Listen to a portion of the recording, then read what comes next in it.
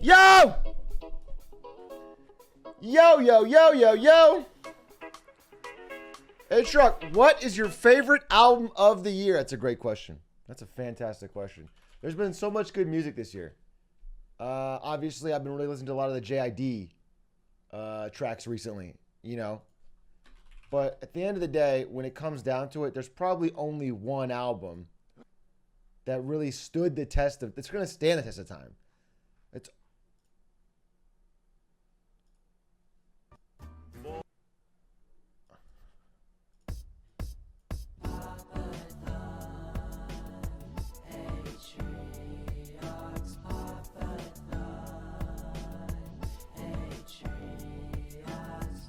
on the boat, he got engineers on deck, he got many different monkeys doing. You know what I'm saying? They're gonna study this album in museums. He's about to put to rest.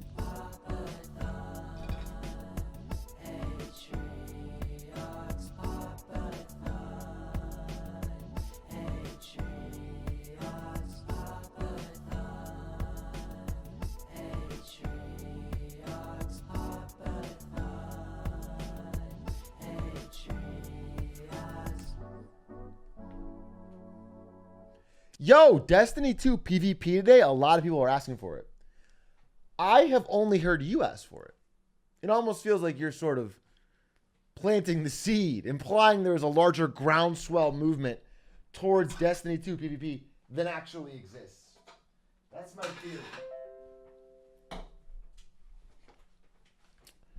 Are you allowed to say YouTube when you stream on Twitch? Do you think I can't say the word YouTube? Imagine if right as I said that, black bag over my head and I get pulled off stream. Yeah, you can say YouTube, bro. You can fucking say it.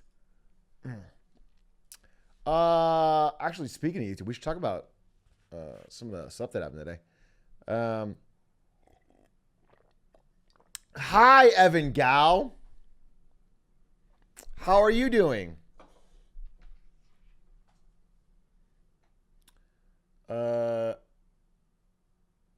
Yo, Atrioc.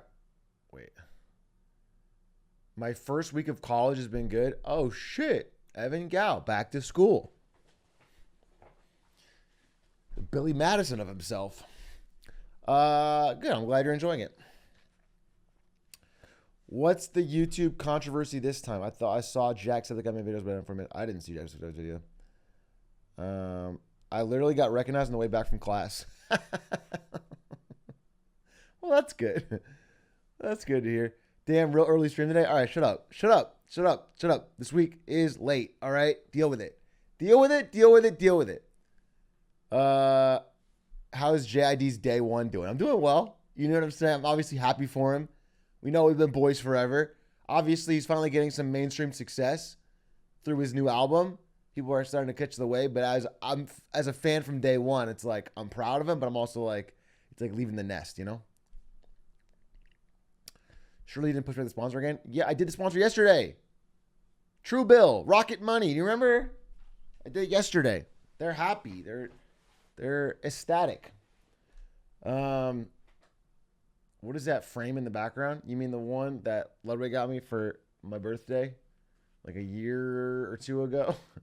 That shows Bob Iger, the former CEO of Disney, saying if we give people the ability to buy a lot more because they can store a lot more for a company that creates TV shows and movies, that's fantastic. That's what you're looking for. Being from Europe and also wanting to watch your streams is fucking up my sleep schedule. Yeah, you know what though? Kobe Bryant getting up at 3 a.m. to hit the gym, that fucked up his sleep schedule. But guess what? He became a champion and he got 5 rings.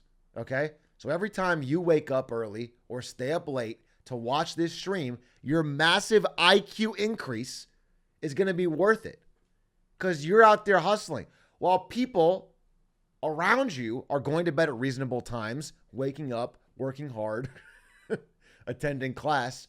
You're skipping class. Okay? Yuck. You're ruining your sleep schedule and you're staying up to watch everybody make fun of YouTube videos. And that's going to get you farther than anything else. You think Kobe didn't go to sleep at 8 p.m. on the dot? No, I think Kobe stayed up till 3 a.m. Grinding video games. In my mind, in my version of Kobe, he stayed up till 3, 4 a.m. grinding video games. Then he woke up and went to the gym. And he had no ill effects. MFs in Europe paying $600 an hour to watch Twitch. That's not funny, actually. That's a little sad. Bro, I don't know. If you're in Europe right now and you're on some of these crazy electricity prices, don't watch me. It can't be worth the hourly, dude. Turn everything off. Put on a blanket and just sit. Especially you got like a hot gaming PC. You got to be... Electricity's fucking burning. Cloying, they were the 2 months. Crazy Man, they were the prime. Luscious, they were the prime. Steel, 810, they were the 19 months. Spicy Milk, they were the 15. Alana Nubs, they were the prime. Limousine Cuisine, they were the 19.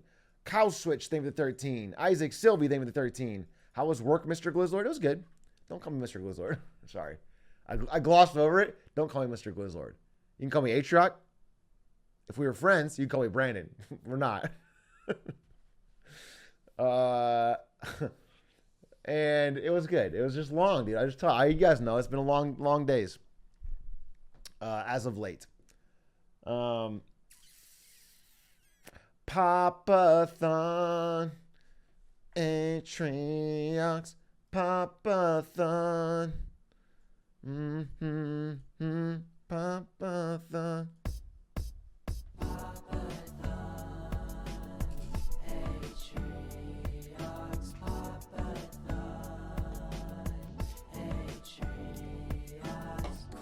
How do you achieve a work-life balance, Mr. Glizzler? You're doing it on purpose now. You're doing it on purpose. The way I have a work-life balance is I work most of the day. Then I stream. Then I look at my money. And I think, I can't wait to balance that out. And I just plan for the future. So that's how I do it right now. And then eventually, it'll be a different story. Atrioc, can't but notice you're wearing a ring. Is that a reference to already beating Elden Ring without us? No. This is like a promise ring. I got this ring to signify that I will not beat Elden Ring without my chat. That's what this means.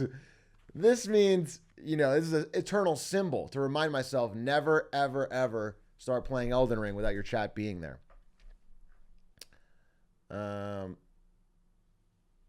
What's in your fingertip? It's a little nail hanging off. Yeah, I got a nail hanging. Come on, you guys are funny. Let a man live. Yeah, all right. Don't make fun of me because there's a little bit of a nail hanging. I showed you my hand for 1 second. And one person screamed, "Damn, those sausage fingers!" Another person said, "You fucking got a nail hanging off." It's crazy. Let me live. Today was the promised Elden Ring day. No. Today is the day for us to all ramp up our intelligence before we go into Elden Ring. Here's what I think will happen this week. Let me break it down for you. Today, Get Smarter Thursdays. Now, why would we do Get Smarter Thursdays when normally it exists on a Saturday? Maybe because we need the full Saturday. Bear with me. Beating Elden Ring Day, parentheses, finale, parentheses, for good, parentheses, please God before Point Crow does it.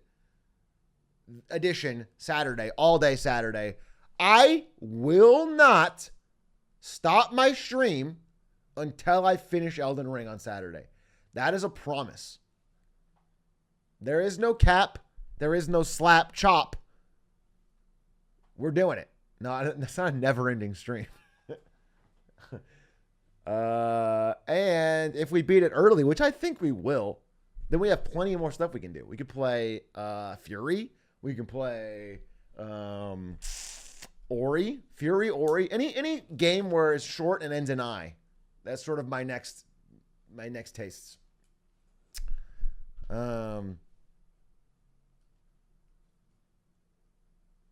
Papa Thony.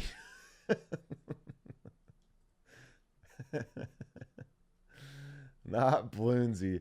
People, I can't tell if it's ironic if people want balloons back. I feel like I was pretty degenerate in the balloons era. feel like I was remarkably degenerate. I don't think chat interaction was at an all-time high. I think I just fucking grinded balloons. I don't understand why. I don't feel like the balloons era was. It was fine. It had its moments. It had some highs, some peaks. I guess I just ended it on a real sour note with with the Mylar balloon literally taking out my power. You know what I'm saying? I feel like that was literally not like a moment that sort of took me out of the enjoyment. It's like Age of Empires. Dude, it's crazy that Age of Empires era because I obsessed about that game for like 5 weeks. I don't know, 4 or 5 weeks. Obsessed about it. Like I was watching Age of Empires matches in the shower. I was thinking about it all day. I was like making notes on strategies for China. And then the second I stopped playing, the second I got my goal, I have not touched it once. I know nothing. Like I know I can't even remember how you play the game. I went from unranked to top 1K. And I don't think I could play the game now. I don't think I could. My brain completely deleted it. It's like RAM.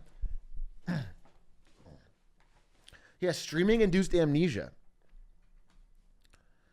Will you post a video on your $1,000 Hitman contract? Will I? Yes. When will I is the real question. You know what I'm saying? The more important question is not what, but when. You believe it was us that torched the skies. No, wait. I'm doing my bad Matrix quotes.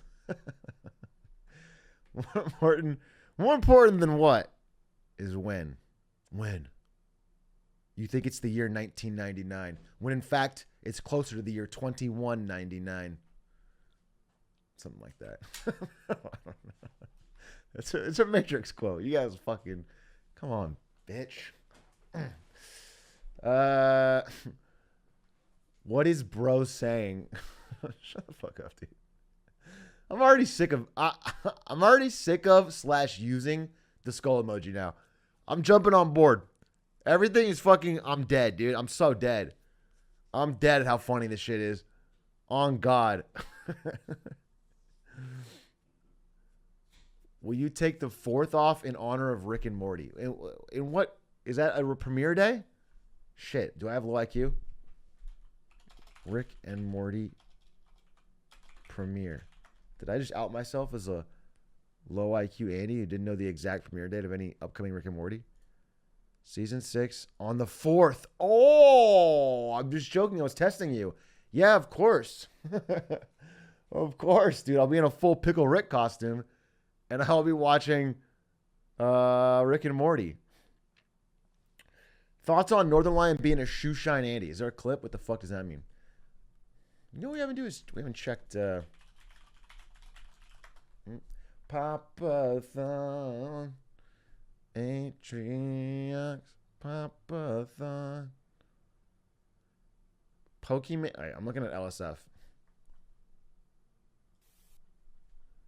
Pokemon cuts off a male peer not named for comments on Pink's. Mother flipper. Deadass was all up in my DMs talking about you did this for male validation. I was like, you tweet shit out all the time for validation too. And he's like, oh, so you agree with me? And I'm like, no, I'm pointing out the fact that we clearly don't see eye to eye. And he deadass said some shit like, if I was your dad, I'd be disappointed.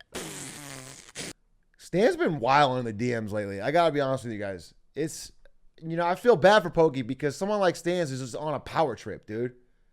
He just gets out there and he's just saying what he'll say. You know what I'm saying? He's fucking crazy. He's not a filter. He needs to understand that stuff's not, it's not respectable. It's not a way to live.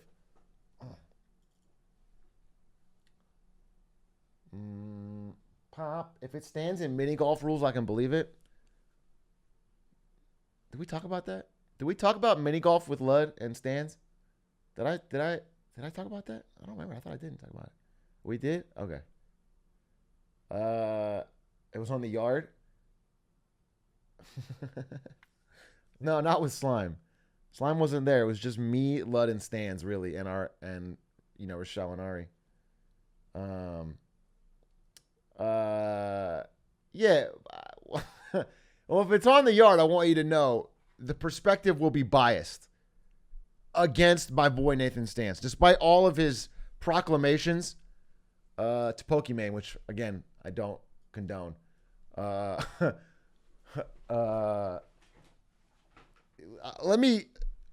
just break down what happened to that mini golf just real quick. What happened was we all put $100 in the game.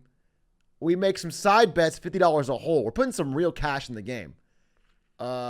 And hole 1 goes really well for me and really badly for Ludwig.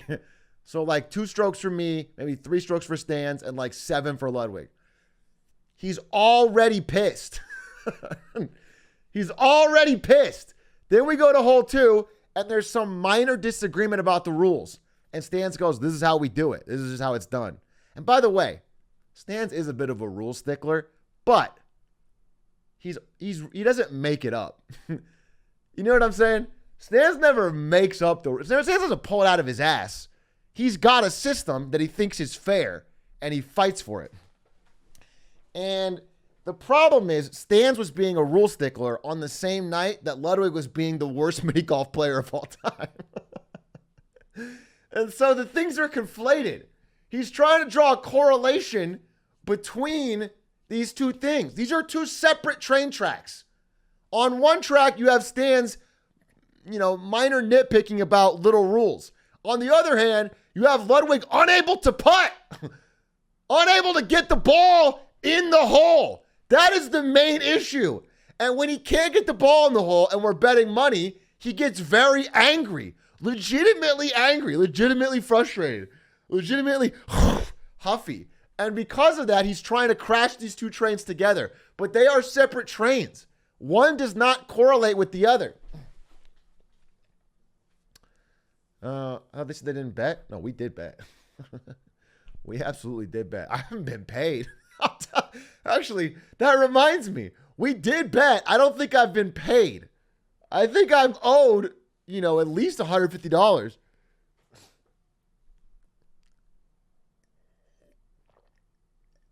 Did you actually call Aiden and dog him? Oh yeah, that part's true. So the whole mini golf night was organized by Aiden, and I didn't get to see Aiden all night because I get there a little late. Me and Lud were there a little late, and we split off into groups of 5. So Aiden's group's ahead of us. So I don't even get to see him. And he's calling me sometime when we're out there. He's like, yeah, we're gonna get dinner later, and we're chopping it up, and we're doing the whole thing, by the way, in character as stockbrokers. I don't know why.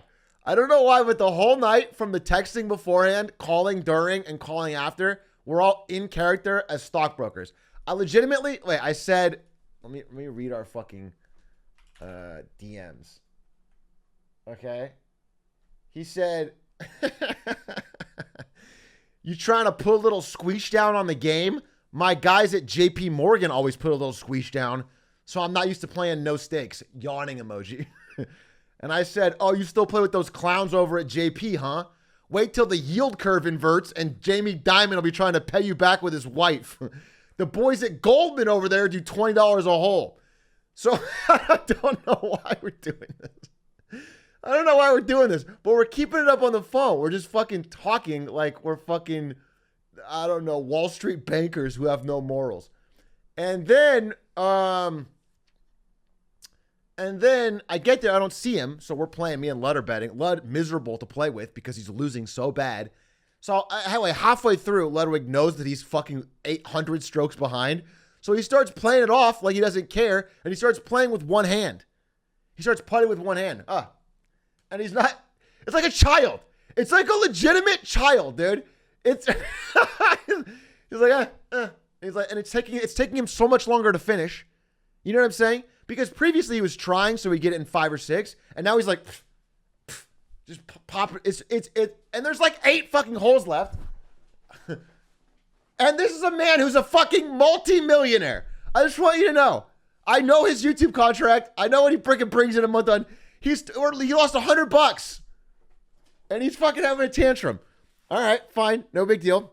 So we're the last ones to finish. And we go to dinner. And we go to dinner. And we're waiting for Aiden to show up. Aiden and his girlfriend. And apparently, so I'm at one end of the table. I'm like down the middle right. And Ludwig's kind of at the far left. This is not politically, by the way. This is the table. This is the table orientation, and he gets a call from Aiden, and he announces to the people in his area of the table that, hey, Aiden's girlfriend had something come up, and they have to go, and he's really sorry about it. Don't make a big deal or whatever about him not being here. I know he wants to come. Something like that. That's what he says. I don't know the exact deal. The point is, he doesn't say it loudly, and he said he assumed it would get down to me.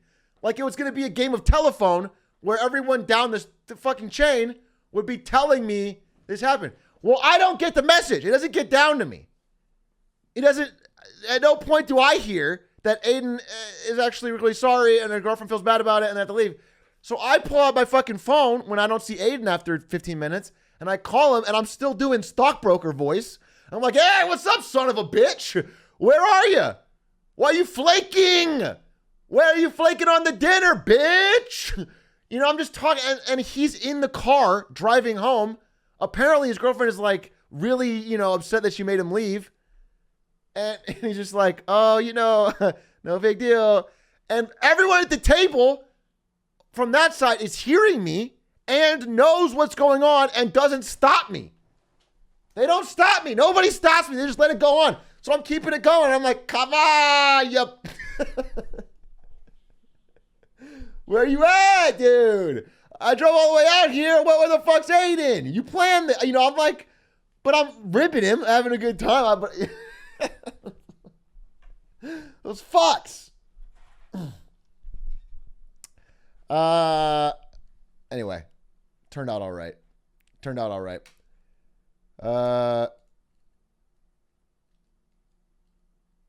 Maybe a dumb question, but do you know why Slime moved out? Why don't you ask him yourself? It's a good idea. If you want to know a personal question about Slime's life, why don't you go into his chat and ask him yourself? He's usually very happy to answer. Extremely happy to answer. You know what? Shoot him a DM. He lives for that kind of stuff, dude. His thing is all about direct one-to-one fan interaction. Logan Nader, thank you for the 8 months. A Swizzle, thank you for the 28 months. J Steph. What else is going on Lissif? How English sounds to non-English speakers. Classic S fan. What is he? It's the first time I the game and I was speechless from what I'd witnessed. I vowed to buy Wild Things every single year for the rest of my life.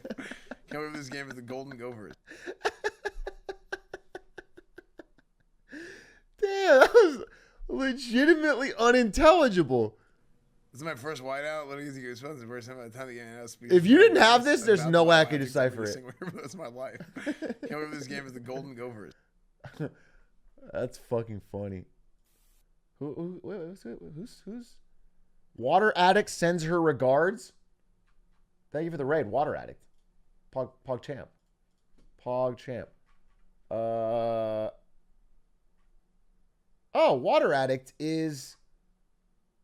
Water Addict is Robin from when I stopped in on the stream to the S3K house. Nick's girlfriend. Yeah, I remember. Water Addict. Wasn't she going to do a stream all about the most embarrassing photos of Houdat and Neg? When was that? I want that. On Monday? You can't do it Monday because Monday is Marketing Monday. It's the one day that I can't go watch that stream. Do it at Tuesday. Do it on Wednesday. At the gym right now, Big A, can I get some hype? Bro, if you're at the gym right now with your phone out watching Twitch, you don't need some fucking hype. Put down the phone. pick up a weight. You are sitting on a machine right now with no weight on it. Looking at your phone, headphones in. That's good hype. You know what's good hype? Wait, let me show you. This shit's hype as fuck. Put down the phone, pick up a weight. Yeah, so true. Inspirational, really. Wait. Dude, I like a lot of tweets because I'm trying to say. Oh, here it is. Single day in the. So that's why we're up every single day in the master bedroom of the content house, stacked 5 heads deep on fold-out tables and chairs, streaming 12 hours a day. You finish your stream, you get off, you upload a YouTube video, you go to sleep, you wake up, you do it again. Every fucking day.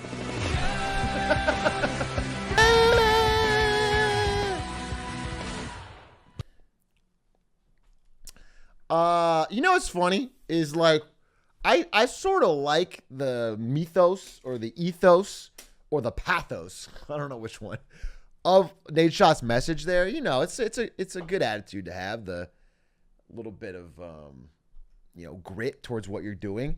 But I fear that the end result of that speech is going to be more people wanting to be influencers. And it's already like a fourth of all Gen Z wants their future career to be influencer. You realize that a fourth of the world can't be. I feel like there's going to be a bunch of more kids dropping out of school and not doing shit, trying to fucking upload. That's my only worry from that clip, is that like every fucking 14-year-old is going to start. Yeah, I don't need to fucking pay attention in class. And they're going to start going 12 hours a day on fucking Fortnite or something. Influencer is my backup plan if software engineering doesn't work out. That's the Jarvis Johnson, baby. Jarvis Johnson did that.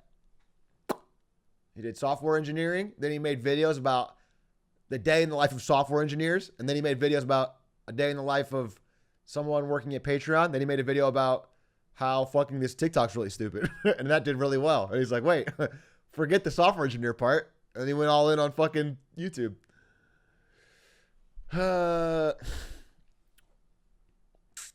Marketing Monday thoughts on September. Hey, yo! Oh, I don't know if you guys know, but it's actually a certain kind of month called September. A month where you can actually get a discount on the subs, or even gifted, or even upgrades that you choose to do here in this stream. And you know what? The crazy thing that Twitch did this year is they made it only apply in this channel. That's the crazy thing.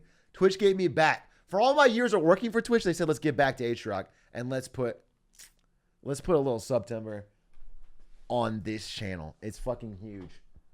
What is this? What is sub prize? Damn, look at this fucking new September emote. My dad is the CEO of Twitch, and he said that's not true. Your dad's Emmett Shear, the CEO of Twitch. I remember my very first day, because Twitch was still a very new company. And so back then, if you joined Twitch, no matter how low your level, you would have a personal one-on-one with the CEO. And he would like meet with you for an hour, talk about what you're doing, and figure out what the goal was. And I was probably the lowest paid person and one of the last people to have a one-on-one like that before the company got too big. And I remember in that meeting, I was just telling him about like what I'd be working on, and I could tell he did not care. I was like, so I'm gonna be working on the front page, and I really think we need to do some more marketing and social media.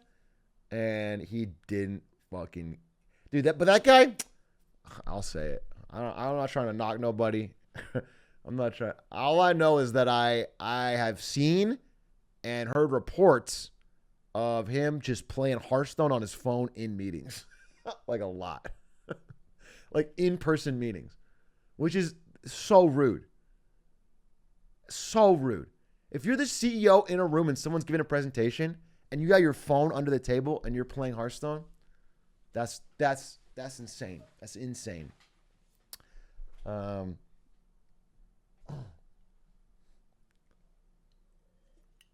But I'm sure he got Legends, so actually worth it.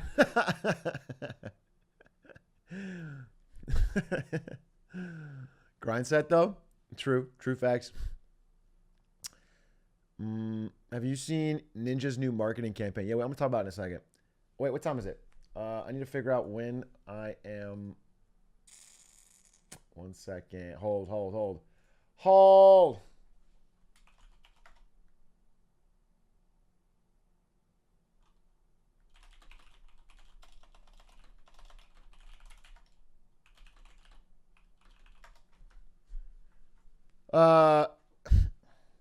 Okay, good. Well, then I'm going to let you guys know that tonight is Get Smarter Thursdays, brought to you by the one, the only Factor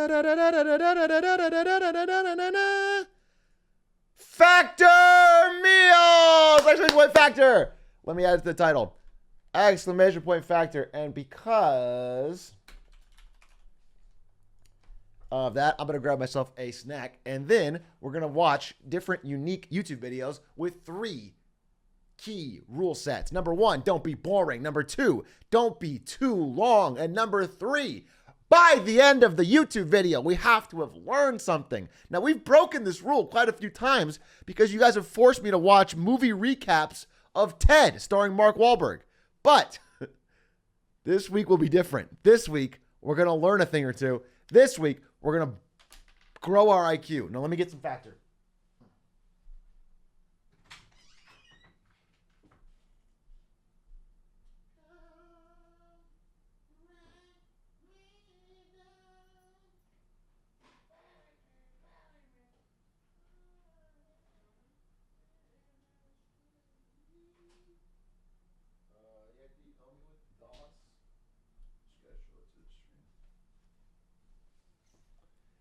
Tonight, I will be having my favorite Factor smoothie, tropical fruit, and blackened salmon. Actually healthy, actually delicious. I legitimately eat Factor meals every single fucking day now.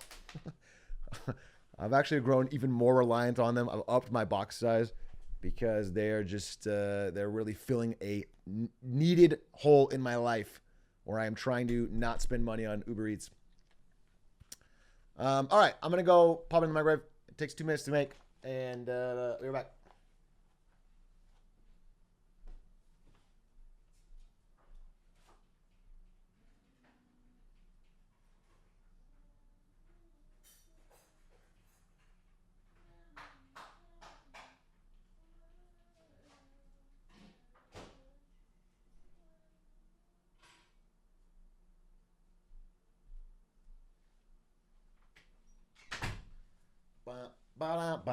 All right, it's in. I think Ari's gonna bring it.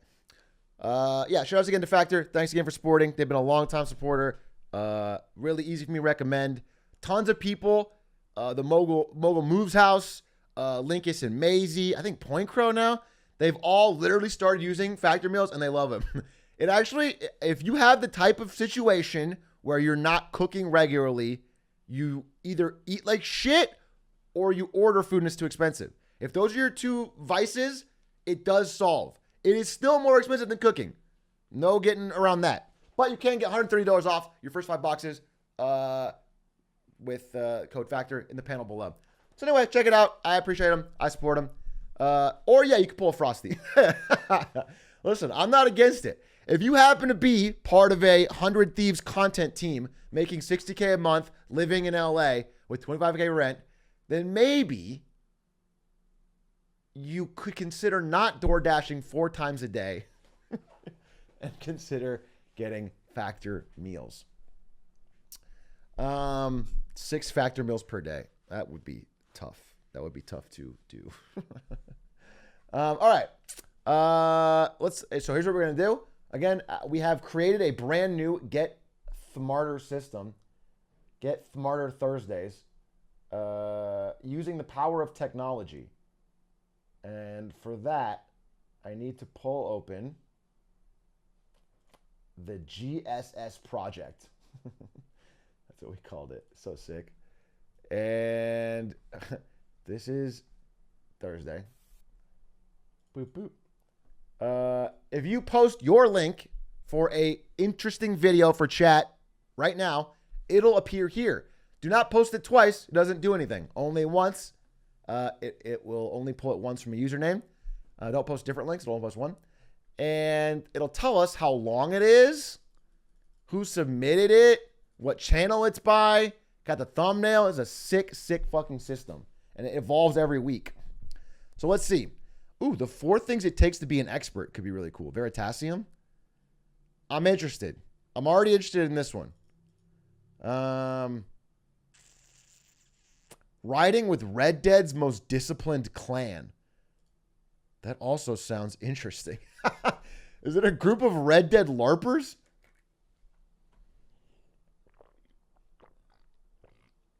That's a crazy video. I can try this. Thank you If it starts with a Skillshare ad, you know it's going to be good. I trust it. to Skillshare for sponsoring this video.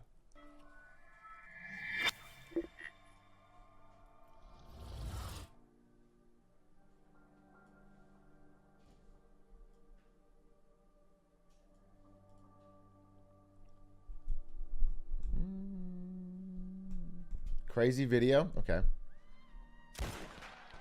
We can stop it if it's not good. It's hard to wrap your head around. To consolidate the idea of a tough, organized gang of brothers and sisters with a video game. A gang that doesn't aim for territory or reputation or pride, but for something more. This is something different. On the 15th What of does that April 2020, possibly a mean? man I'd never met before, Artorius, contacted me with an offer. An inside look at Red Dead Redemption's toughest clan. His clan, the Reaper Lords. What do you think when you hear that name? This so-called Do you want me to be honest? I think they're 12 years old. The Reaper Lords, Red Dead's most toughest gang. That is the most 12-year-old thing I could possibly hear. I think they're fucking children. I can't imagine that they... Although, you know what? It's funny. So when you hear about someone taking something too seriously in a game, you're always like, oh, that's a kid. But wouldn't it be worse if it was someone who's 30, right? Wouldn't it be worse if they were all 30 and they were LARPing in you know what I'm saying? It's like, it's actually the best possible outcome that they're all 14. Anyway, we'll see. Most organized group were pitched as a thriving outlaw gang with a highly structured, disciplined crew, well-defined operating protocols and hierarchy. Intrigued, I did some digging. Oh, these guys were no startup. IGN had been allowed a brief overview a year ago, and Vice ran a story on the GTA side of the coin in 2016. But Artorius was offering me access like no one had for 7 years. Sounded like an opportunity, but I wasn't about to freely glorify what I expected to be another drop in the ocean of supposedly hardcore clans. Esports groups who aim to play better than everyone else and prove it, or something less professional who aim to play better than everyone else and brag about it. GTA's stereotype was a roving band of tween-age hooligans with far too many shark cards. Wait, what is he talking about? First of all, the beginning of it sounded like he's going undercover with the fucking Hell's Angels or something. It's not like the biggest scoop of the century. It's not hard to join. I'm sure you could legitimately undercover join the Reaper Lords in like fucking a week. I remember when I was grinding the game Warcraft 3, an RTS game. I was grinding it right after my StarCraft phase. I was into a Warcraft phase a little bit because it was kind of bigger in certain areas. And I was grinding it. And I remember I had 2 friends that were more into the game than me when I joined. And they kept telling me about how there was the clan. Oh, I forget their fucking name. It was like the clan Pride or something, whatever it was. And it was like, those guys are the real deal. They're really good. If you match up against a clan Pride guy on ladder, you better watch the fuck out, dude. Those guys are serious. Like, don't look the other way when they show up in the group chat or something like that. And I remember I played for a little bit. I grinded. I wasn't that good. And I was like, you guys are being stupid. So I just went. You could just type in it was like group chat rooms or whatever. It was like the game had a built-in Discord, basically. And I just typed in Clan Pride or whatever. I joined and I said, hey, it wasn't Pride because it wasn't like it wasn't Pride thing. I don't remember the exact name. It was like Clan Legion or Legend or something like that. It was Legend. It was LGND. That's what it was. Legend. LGND. It's like Legend of the fucking goats. And so I typed in LGND. I joined the chat room. I'm like, hey guys. And they're like, yo. And I was like, can I join? And there was a pause. And then someone's like, yeah. And I was like, this is what my fucking friends have been talking about as the elite fucking fighting crew? The elite fucking top tier of the Warcraft community? And they didn't even try me out or anything. I just literally asked. I'm not even very good. It was fucking crazy. And then I came back and I talked to them later and I had the little LGND tag on. And they were like, what the fuck? And I was like, yeah, there was nothing special about it.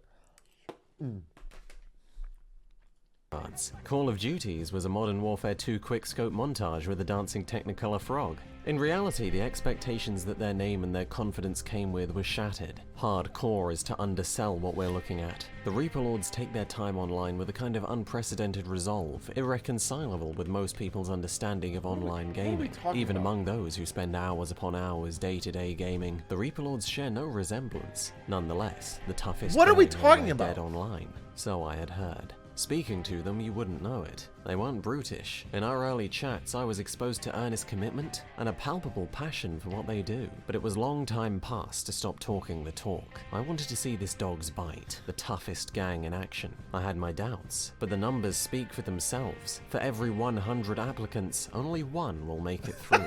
In June, Artorias got me into a brown jacket meeting to see what that process looked like. Okay. Over under that every single person in the Reaper Lords was in a certain location on January 6th. What are the odds? What do you think? Because I'm sensing a vibe that I could probably guess where some of these Reaper Lords were on a certain date.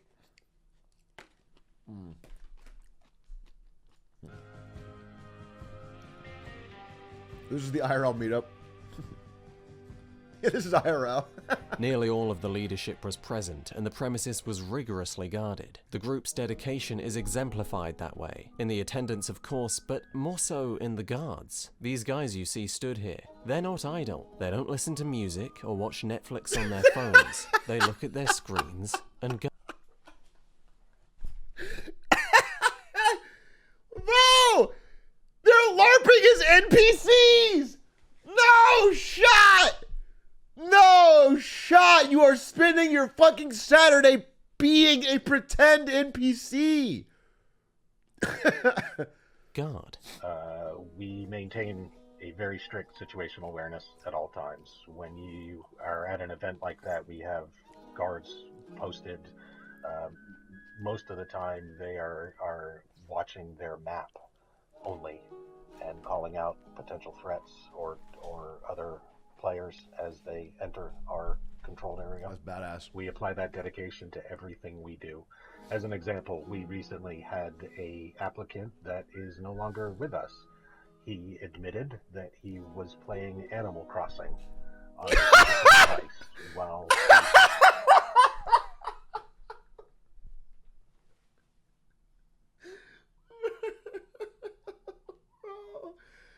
Bro! Dude opened up to the guys he's been LARPing 40 hours a week with and just said, hey, I've been trying a different game, and they fucking booted him? he was meant to be on guard duty. He is no longer with us. That's so fucked. That's so fucked. You mean you weren't 100% one-to-one role-playing an NPC on guard duty? Even if a gang of outlaws killed wanted him. to cause a little mayhem, everyone was confident the meeting would be unaffected. Operations like this being challenged by the anarchy outside felt like a thought that had been absent among anyone standing here for a very long time. Artorias played the drill sergeant and the test began. The Lords receive over 1,000 applications a year. They're harshly cut down to the best and then handed over to the enforcers. The rundown comes next, an interrogation to affirm their fitness. Cracks are easier to find in voice. But if there's nothing to hide, the final step is the brown jacket. Participation, dedication, and understanding are drilled in over an average of 3 months. Anyone can be ejected at any time by any lord for any reason. See, gamer, step out. The last time we were alone like this, you were in a white shirt. What have you done so far in a black shirt that's proven to all of us that you still want to be here and you're working hard as a prospect? What hangarounds have you helped out? Have you messaged Andy at all during his time you're here, asking how you can help him out? Not at all. I didn't. You've not helped out your hangarounds as a prospect. How are you telling me? This is psychotic, dude! What the fuck? This is so much weirder than I thought. Bro, is this guy British too? I can't tell. Is this dude a British person LARPing as an American cowboy? I helped Noob once, and the others no. You've helped Noob once. Not good enough.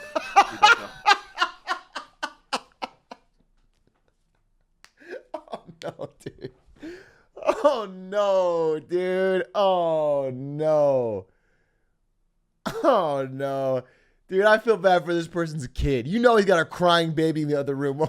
He's fucking all in on his fucking LARP cowboy life. All right.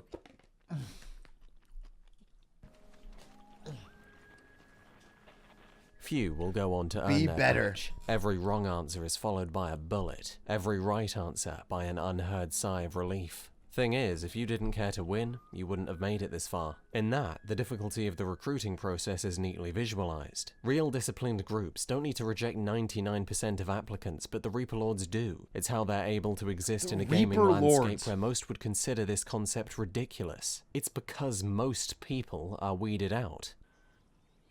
You need to work for it, dedicate time, sacrifice time, energy, and enthusiasm.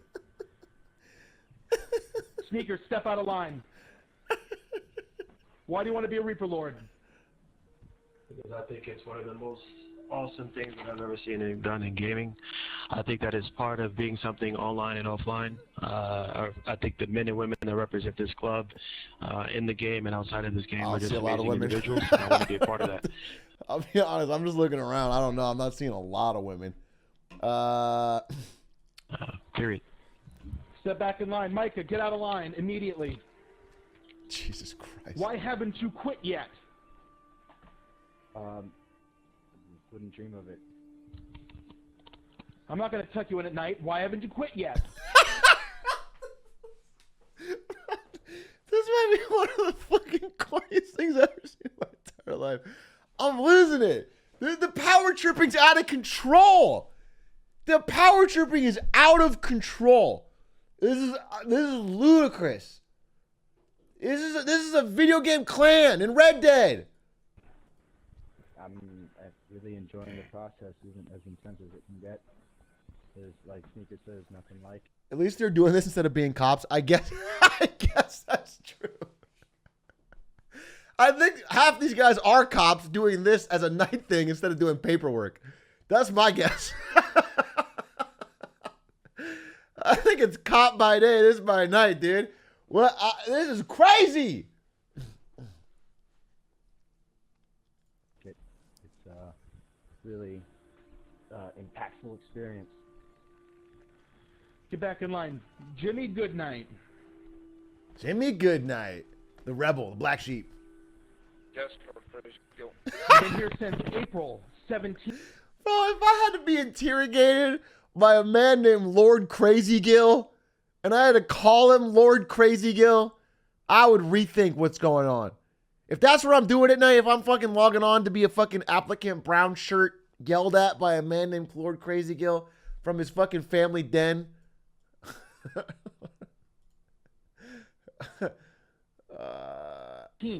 You earned your black shirts on April 29th. Why should you stick around, and why shouldn't I change your name to Jimmy Goodbye? Boom. Roasted. You can think it's silly, but their rundowns have been called personality trials. In a crowd of 100, there'll be someone who thinks differently. He actually got heat.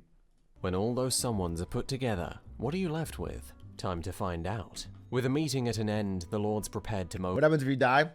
It's actually fucking brutal. If you die in the game, you live for real. You know what I'm saying?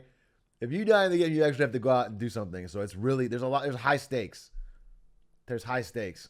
You don't want that to happen. You have to stay alive. mobilize. This was a line of 32 members, commanded at the front by the road captain and reared by Artorius and I. What better display of their USP could I ask for? Its structure. The Reaper Lords adopt a highly disciplined, rigorously organized ranked structure, very much akin to that of the military. Bonds are built through adversity, testing and training is rigorous. What fucking adversity? Is entirely intolerable. In a chaotic landscape, the Lords naturally appeal to those of us with orderly personalities. And in consideration of that, it's little surprise that so many of the Lords have served in the armed forces, or continue to do so.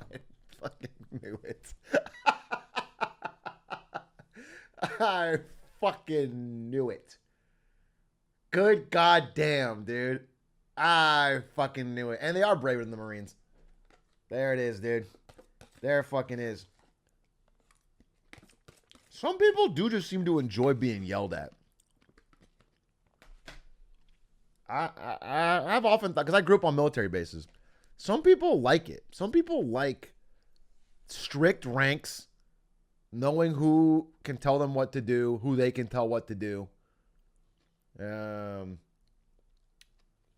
Yeah.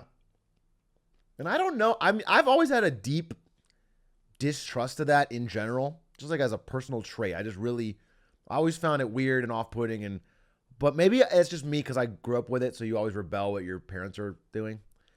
Because my dad was all in on I don't think my dad would do this, but especially now. But back then, maybe. You know what? Like I said right at the start of this, that sense of belonging, I think that it's not the same by any means, but it captures some of that.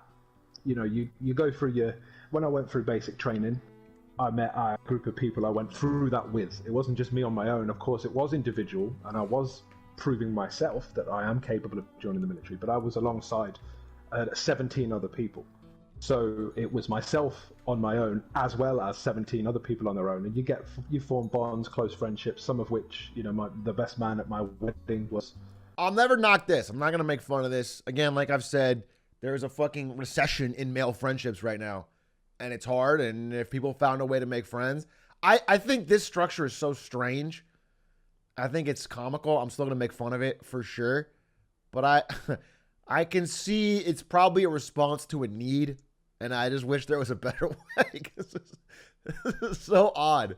Someone I served with for 7 years. So you create those kind of relationships in that kind of environment, I suppose, through adversity. You know, you kind of link together. And the hang around and prospect phase very much does the same thing. It's this or Tate.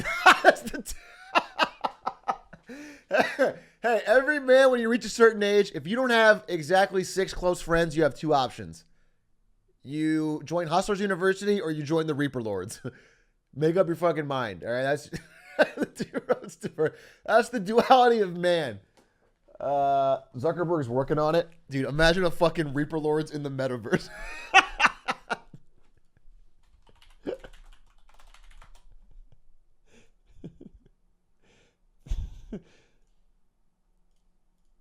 Just Mark Zuckerberg. So why do you think you deserve to join the Meta Lords? Do you think you can climb the Eiffel Tower with me in a day?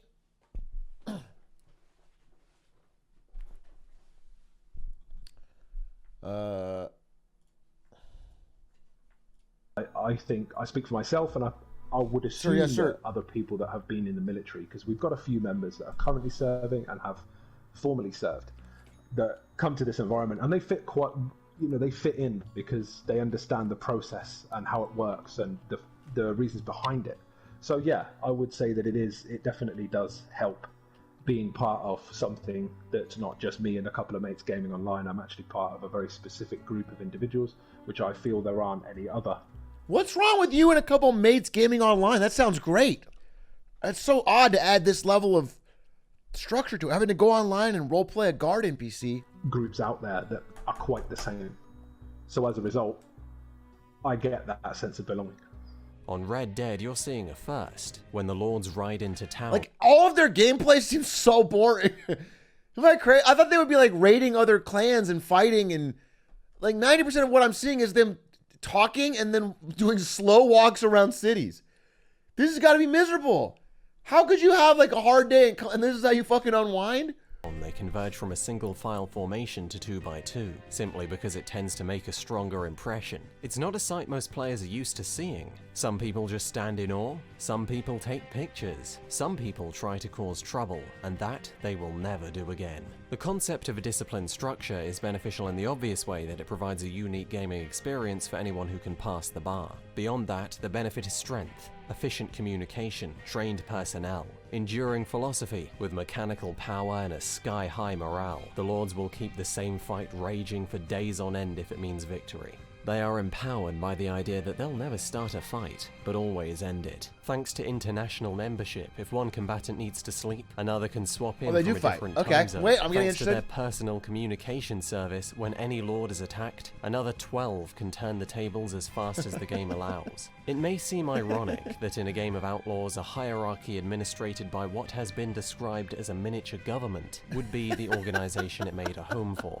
But is it ironic? Discipline Bro, and it's a freedom are Discord not mutually server. exclusive. The thought of an army ran through my head as I watched all this go down, but at their heart is something so very different. A biker gang. A substantial number of the Lords are currently in bona fide MCs, and carry over the terminology. A full member is called a patch, an applicant is called a prospect, and the ranks look the same as well, with your presidents and road captains and enforcers. The 1% figure seems almost perfectly appropriate in that light. And in a complete reversal, so does their association with Red Dead. Outlaw, non-conformity, loyalty, freedom. What These is about words conformity, describe the though? ideals of MC culture. Yet they could just as easily be the themes of the game in which we're set. Red Dead is a living, breathing world. Oh, bet you never heard that before. But it is. It feels organic because it feels believable, and that can provide one hell of a place to relieve yourself of our world. Escapism doesn't mean zipping off to an abstract void. When we say that word, we still crave somewhere ontologically sound, a place that is still a place, a world.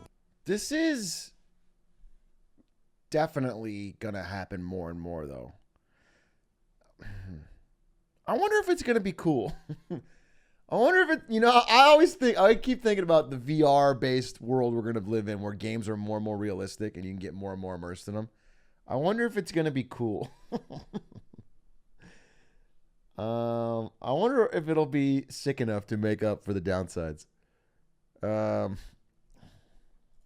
Unlike GTA, unlike Breath of the Wild, Red Dead Online can provide both a platform for an organization to thrive and an immersive location for its members to escape. Whereas Rockstar's previous entry is now total chaos. But the nuance to Red Dead as a platform runs deeper still, as the Lords were about to show me. This was our final destination, an abandoned fort where a brown jacket was tied up and placed on the gallows. Seems more sinister than it is. We were preparing for combat training, Can you where just Red log Dead's out? limitations became all too clear. This process involved the organization of two separate parties, two separate posses using the anemic UI, all 32 people to customize their HUD in a specific way, and an objective that literally was just some guy hogtied on a stage. Well, but he's a guy. Let the games begin. Red Dead Online isn't dead because it's meagerly updated. Chess hasn't received a patch in 600 years, but the favor GTA continues to receive despite being 5 years older can feel disconcerting. In Red Dead Online, you still can't rob a bank, and more impressively, That's weird. you can't even rob a train, which, yes, ladies and gentlemen, means Online lacks pre-existing features from single player. How could a clan keep themselves going in a game like this? So well, what do they in do? GTA, you work to thrive. In Red Dead, you work to survive, to loosely frame it.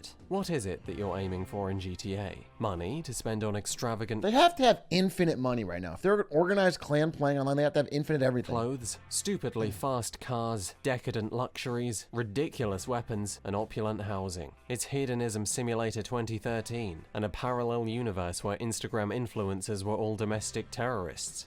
I feel like anyone who's played online multiplayer for more than 10 years has taken a clan seriously at least once. You're actually so right. I remember there was a game called The Specialists where it was like a wall running FPS game, whatever. It had like, you could do like bullet time and everything. And I remember I was on a clan called Seven Deadly. where it was 7 people and everyone was named after a different sin.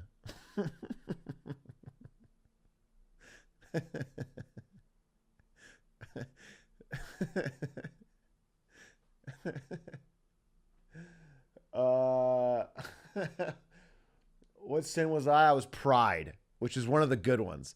Pride, wrath. There was like 3 good ones, and nobody wanted to be sloth, and nobody wanted to be gluttony.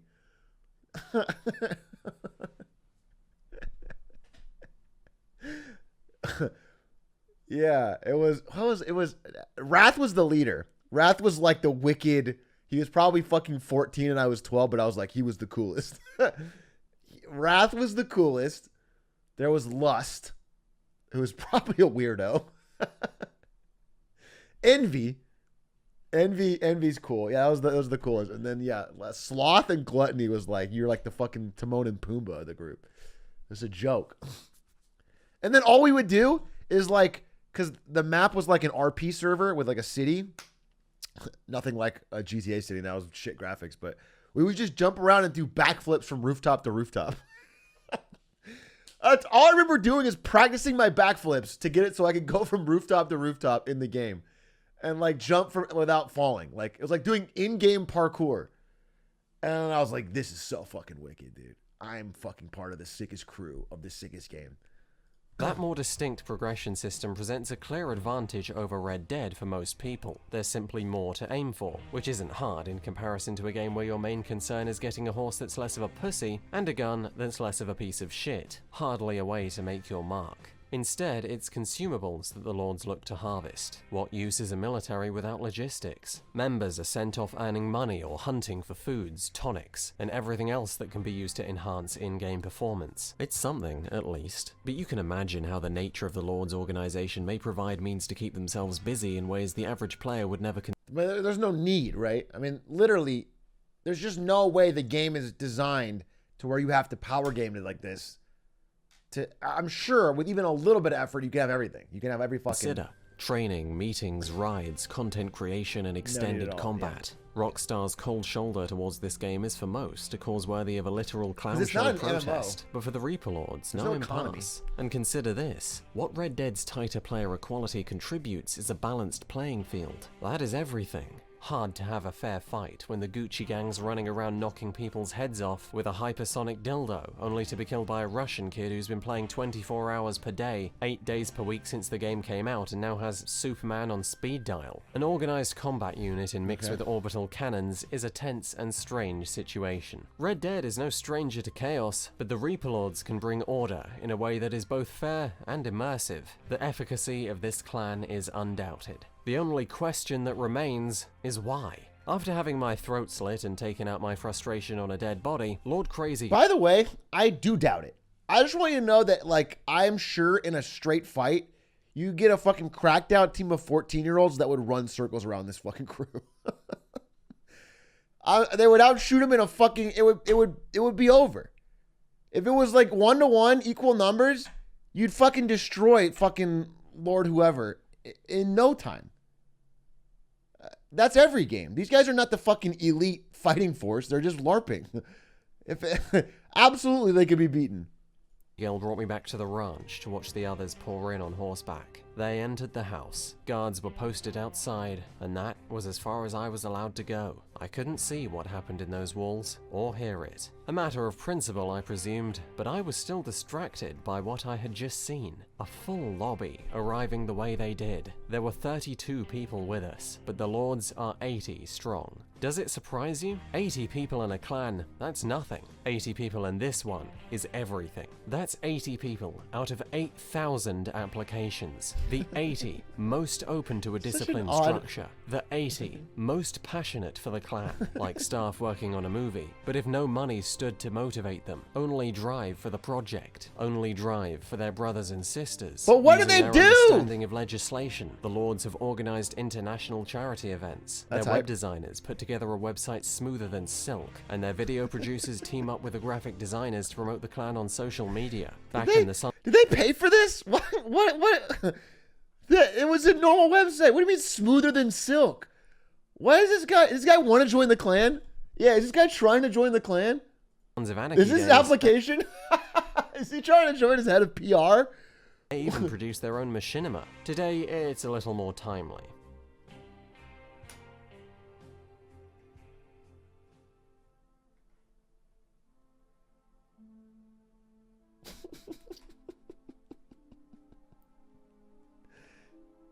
Too good of a player. Screenplay by Trevin. Tombstone, Arizona. October 26th, 1881. The most famous gunfight of the Old West. Oh shit. Brief but fierce, this battle would be studied by academics and dramatized in books for over a century. That's kind of cool. Deadeye Productions presents. Is this the OK Corral? Gunfight at the OK Corral. Yeah.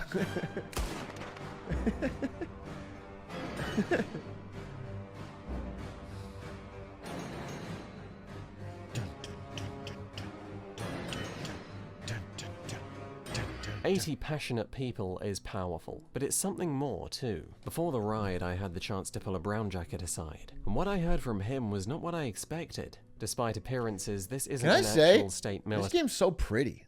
I have not played Red Dead yet, but this game's gorgeous. I don't think it'll be a good stream game just because it's so long, apparently, but Or man, it's a even pretty typical game. clan. I'd No love to owner load has this up, this limitless bad boy power. on a 3090. No admins abuse their position. Redditors can't relate. It's democratically run, a meritocracy, and you are allowed to speak your mind without being ejected or shot. You got to know your place sometimes. You're the one who's prospecting, and you know, you literally signed up for it. A big thing about it is to not really take it too personally. There's a lot of good that comes from it too. You know, Reaper Lords have something called collective punishment. When we mess up, when one person messes up, everyone gets punished. That's And the lot of it good really coming from sucks it. to be like the catalyst for that punishment, to be the reason. You feel like The lot of good from it is know your place, and when you mess up, everybody gets punished. Collective punishment. everyone's resenting you, and oh, they probably think I'm a dumbass, you know, stuff like that. But in reality, you know, it kind of really builds that sense of brotherhood even more. You're looking out for each other. You're not throwing each other under the bus. You're saying, hey, what's up, man? You need help with anything?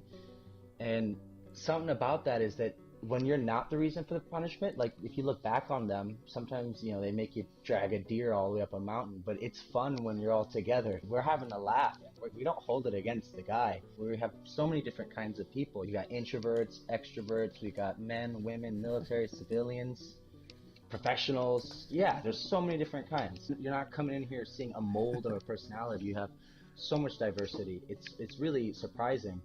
And that shared goal, like that common drive to be a part of Reaper Lords as a Brown Jacket, that's something that you really come together with. The hard times only kind of reaffirm what's good about it as well. It's an awesome process. He enjoys the punishments? I've been readily informed that this has nothing to do with BDSM, but I suppose it's no surprise. Everyone who makes it into membership does care for their brothers and sisters, in the same way that everyone is competent in a structure like this, because if they weren't, they wouldn't have made it this far. It almost— Tough people last, tough times don't. So fucking true, dude. So fucking true. Made me want to join. I can't tell you how many stories I've heard of generosity and conscientiousness, of times they met up together, having crossed continents or countries. There's other documentaries chronicling just that. What they've done is they've invented natural selection for bros. If you have a class of people going through the army or a class of people going through anything, they end up having Natural really selection tight bonds. for And having that bros? group That's of not people what they've that done. You're going through the experience with together really adds to it. It adds a whole level of meaning. And for me personally, when it comes down to why we do this as a whole, it's a really good way of saying it. We're looking for meaning. You know, you It's kind of like an adult frat, yeah, I guess. An adult video game frat. try and find meaning in your job, your work, your friends, right? If you spend 4 hours gaming a night, why don't you incorporate meaning into your time gaming? Why don't you game with people that you actually really like? Why don't you game with people that you can actually push? Well, that's the thing is I don't see... I totally get that, right? You want to game with people you like. You want to make friends online. You want to have to be more social. I just don't... It's tough for me to bridge the gap where it's like you're you're not really having fun gaming 4 hours. You're like You're LARPing as a guard, and you're like doing collective punishments, and you're getting yelled at by a dude across the country. It really it makes you invigorated to get online. It makes you so happy to get on and be hanging out with 30 people that have all spent a long time trying to get in this club. Have all spent a long time with you. I know every single. Bear in mind, I would rather get yelled at by a guy named Lord Fartawad or whatever than play League of Legends. You know what I'm saying? Like, there's people out there that just go online and play ranked solo League of Legends for 4 hours a night after work. Okay? So let's not act like this is the bottom of the barrel. This is 400 leagues above, 400 yards above, someone grinding ranked solo alone League of Legends, getting mad at their team. Okay? That's what I did in college. So I don't like I have a huge leg to stand on. I'm just saying I don't really see the appeal of this. I guess I could understand. Person we met today, you know, a lot. I've spent a lot of hours with each and every single person. I personally voted on almost all of them. The toughest clan, sure. The numbers alone prove that. What I didn't expect is that they'd be so intriguing, or for that very toughness. I guess everything that they're saying in the argument applies to like a WoW guild, and I totally understand those. Right? I understand the appeal. Often, sometimes you'll have a job that's like not very fulfilling. You know, it's like it kind of just something you do for money, and you don't really enjoy it, and there's not like a lot of progression. And in a game like WoW, your time in is always met with reward. That is the appeal of MMOs. You put in a lot of time, and you're always given commiserate rewards for the amount of effort and time you put in. Like there's always something to grind on. It always gives you bar filling up, new item, etc. And then the guild thing, working together to solve goals, I get it. I think, though, if you do this, like if you're in the Reaper Lords, you have a specific fetish. Like you have a specific taste for, you know, real deep kind of bootlicking authority. Like you really love to be yelled at. You love to have order, and you love to be able to fucking have a tier of who's in charge, who gets to tell somebody what to do. That's what makes me a little off-put about these. Make them so real. I came up with 8 other Reaper Lords in a large Browning class, and all of us were patched in one after the other in a short span of time. And I will always remain tighter with those 8 other individuals than any other members of this club because we came up together. We had that shared experience where we built those bonds as we crawled through the mud and fought bears with our hands together for months and weeks at a time. It builds those relationships that really digital mud and the digital bears in an online virtual environment. Yeah. Remember when we came up together and we both had to press W to move forward through the mud? Do you remember when we both had to press the X button to fight the bear? That shit, that's a bond for life. And to reinforce what Art has just said about this is Zuckerberg's dream. I have never. Bro, they are so far ahead of where Zuckerberg thought we were at. Showed up at my door tomorrow, there'd be no hesitation. He'd have the run of the house. I know who he is, and I trust him. Artorius went on to reveal a surprising truth. The average age of the Lords was 30. They hadn't a single member under the age of 18, a range that peaked at 52. There's a great deal of variance, not unlike anything you'd expect from gaming, but the mean is nonetheless far older. Different ages Nobody leaked this reaction. I'm going to join the Reaper Lords. I've decided I do want meaning. I do want to yell at other 30-year-olds in a... I'm going to go get Slime, and me and Slime are going to join... The perfect 2 recruits, by the way, for online cops, dude. It's going to be me and Slime. We're going to join it. Dude, I wonder. That would be such a good video. I'm actually thinking right now, if me and Slime went undercover to join the Reaper Lord, would actually be the fucking... The problem is, I don't need a third job, and I'll just get cut. I know for a fact I'll miss a fucking tryout or something, and I'll get cut. I'll do all the effort of downloading the game, figuring out how to do it, and then I'll get cut. Slime gets lost in the sauce. Slime starts out as like making fun of it, and then fucking 3 weeks later, he's got the patch on in real life.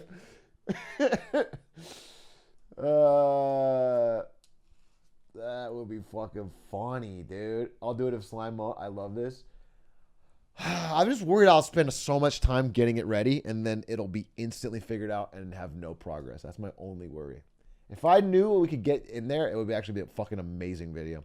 We should talk about it.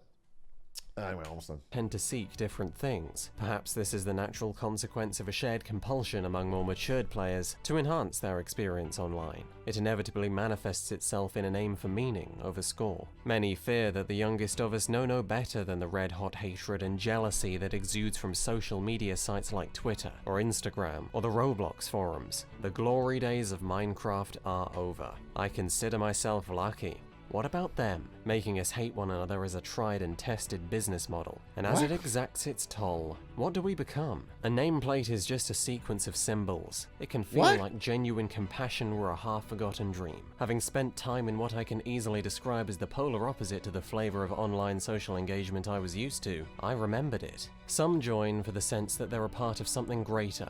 Some join because they're orderly people and to serve a structure serves them just as well. Some join because they want a gaming experience that is more and greater than what they could get anywhere else. But all understand that no matter what, no matter when, the Lords are strong and have their back. To some small but invaluable degree, you're looking at the Vandalind gang, not in a world that rejects them, but in a world that needs them. I left wanting to enlist myself in another lifetime. I could tell. For you though, their application box is open.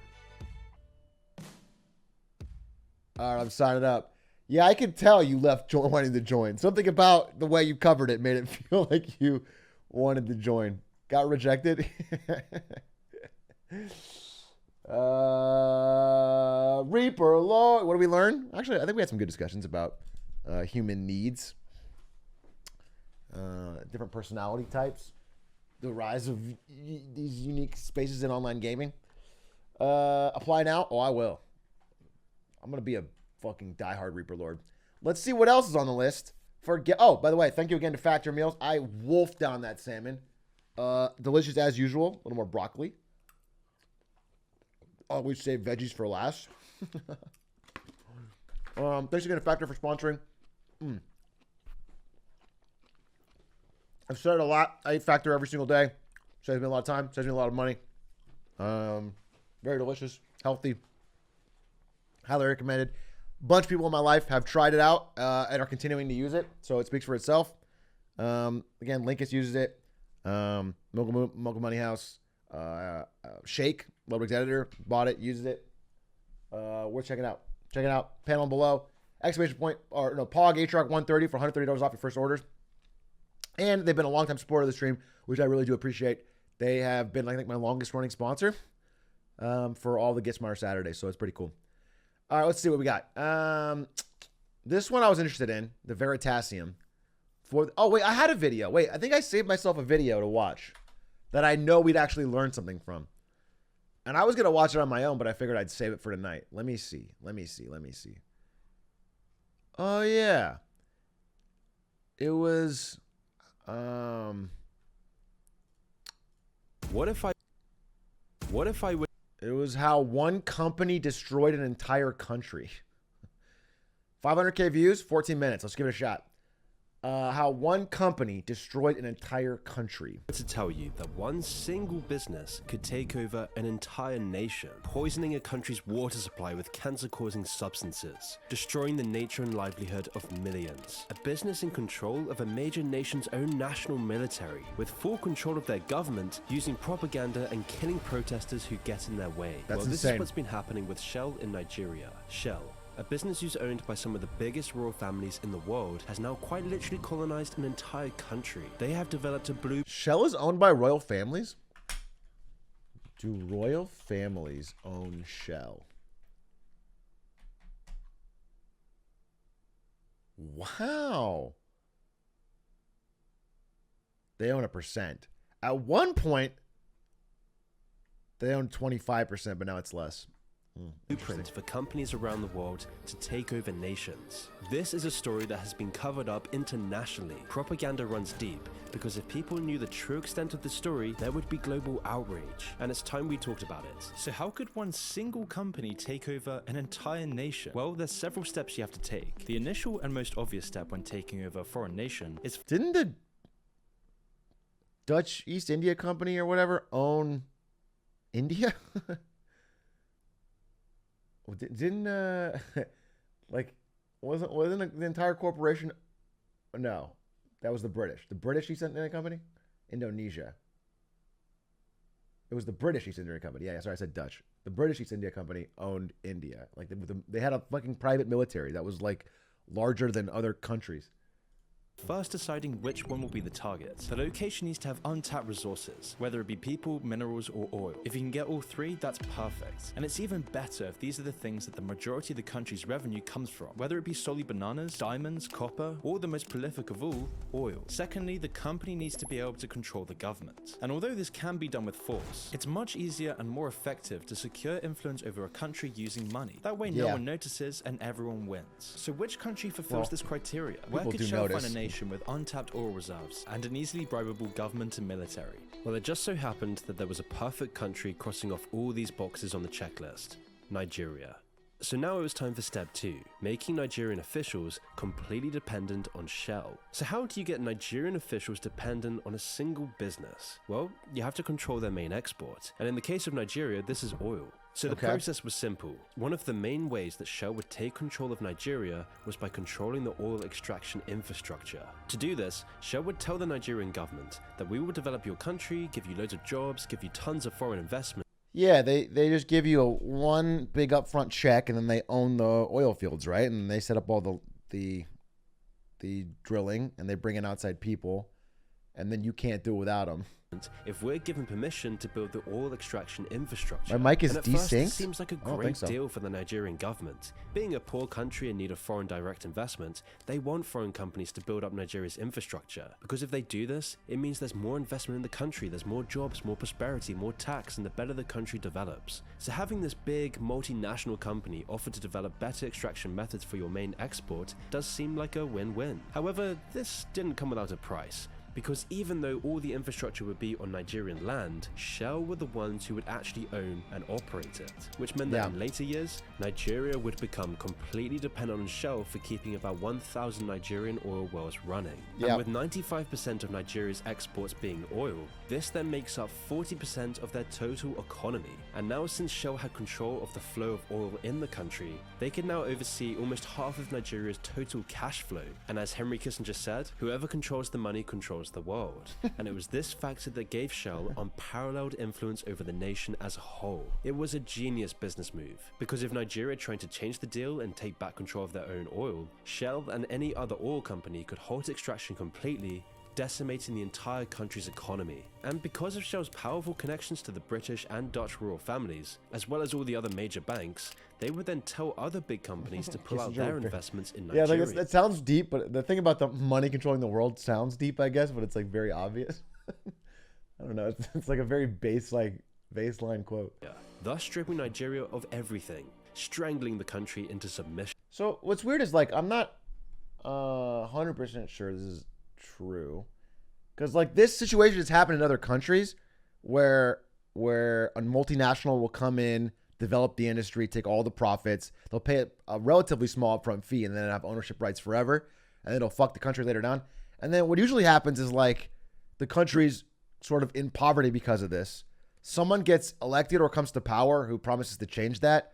They try to nationalize the industry, basically take it away from the company and give it to the state.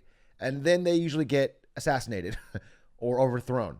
That is the system that usually happens. They'll try to nationalize the oil fields or the whatever, and then something will happen to stop that from happening. Shell also controls the distribution network for the oil. So even if, by some miracle, Nigeria managed to gain control of the extraction process, they would still need Shell to export it out of the country. And this oil money doesn't just fuel Nigeria's economy, it also makes up over 65% of the Nigerian government's revenue, which means Shell is the Nigerian government's daddy. It's this reliance on Shell's infrastructure that really mirrors an abusive relationship, where the company can do whatever they want and the Nigerian government is powerless to stop them. If Shell ceased their oil extractions, it would push the economy into a deep recession, all while leaving the government penniless and unable to do anything. This problem would then quickly lead to civil unrest and revolt, a fact that the Nigerian government is very aware of. But then why is the Nigerian government so passive to Shell? Why did they even let this happen? Yeah, because they're Well, paid this off. leads us onto the third Yeah, stage bribe, of yeah. controlling a country, bribery. Once Shell had Nigeria dependent on them for oil, it was time to make their way into the government. Recently, Top an government anti-corruption officials and the top generals all get big payouts, and they just keep the way things are. They try to keep the status quo, and then all the fucking wealth of the country gets siphoned out.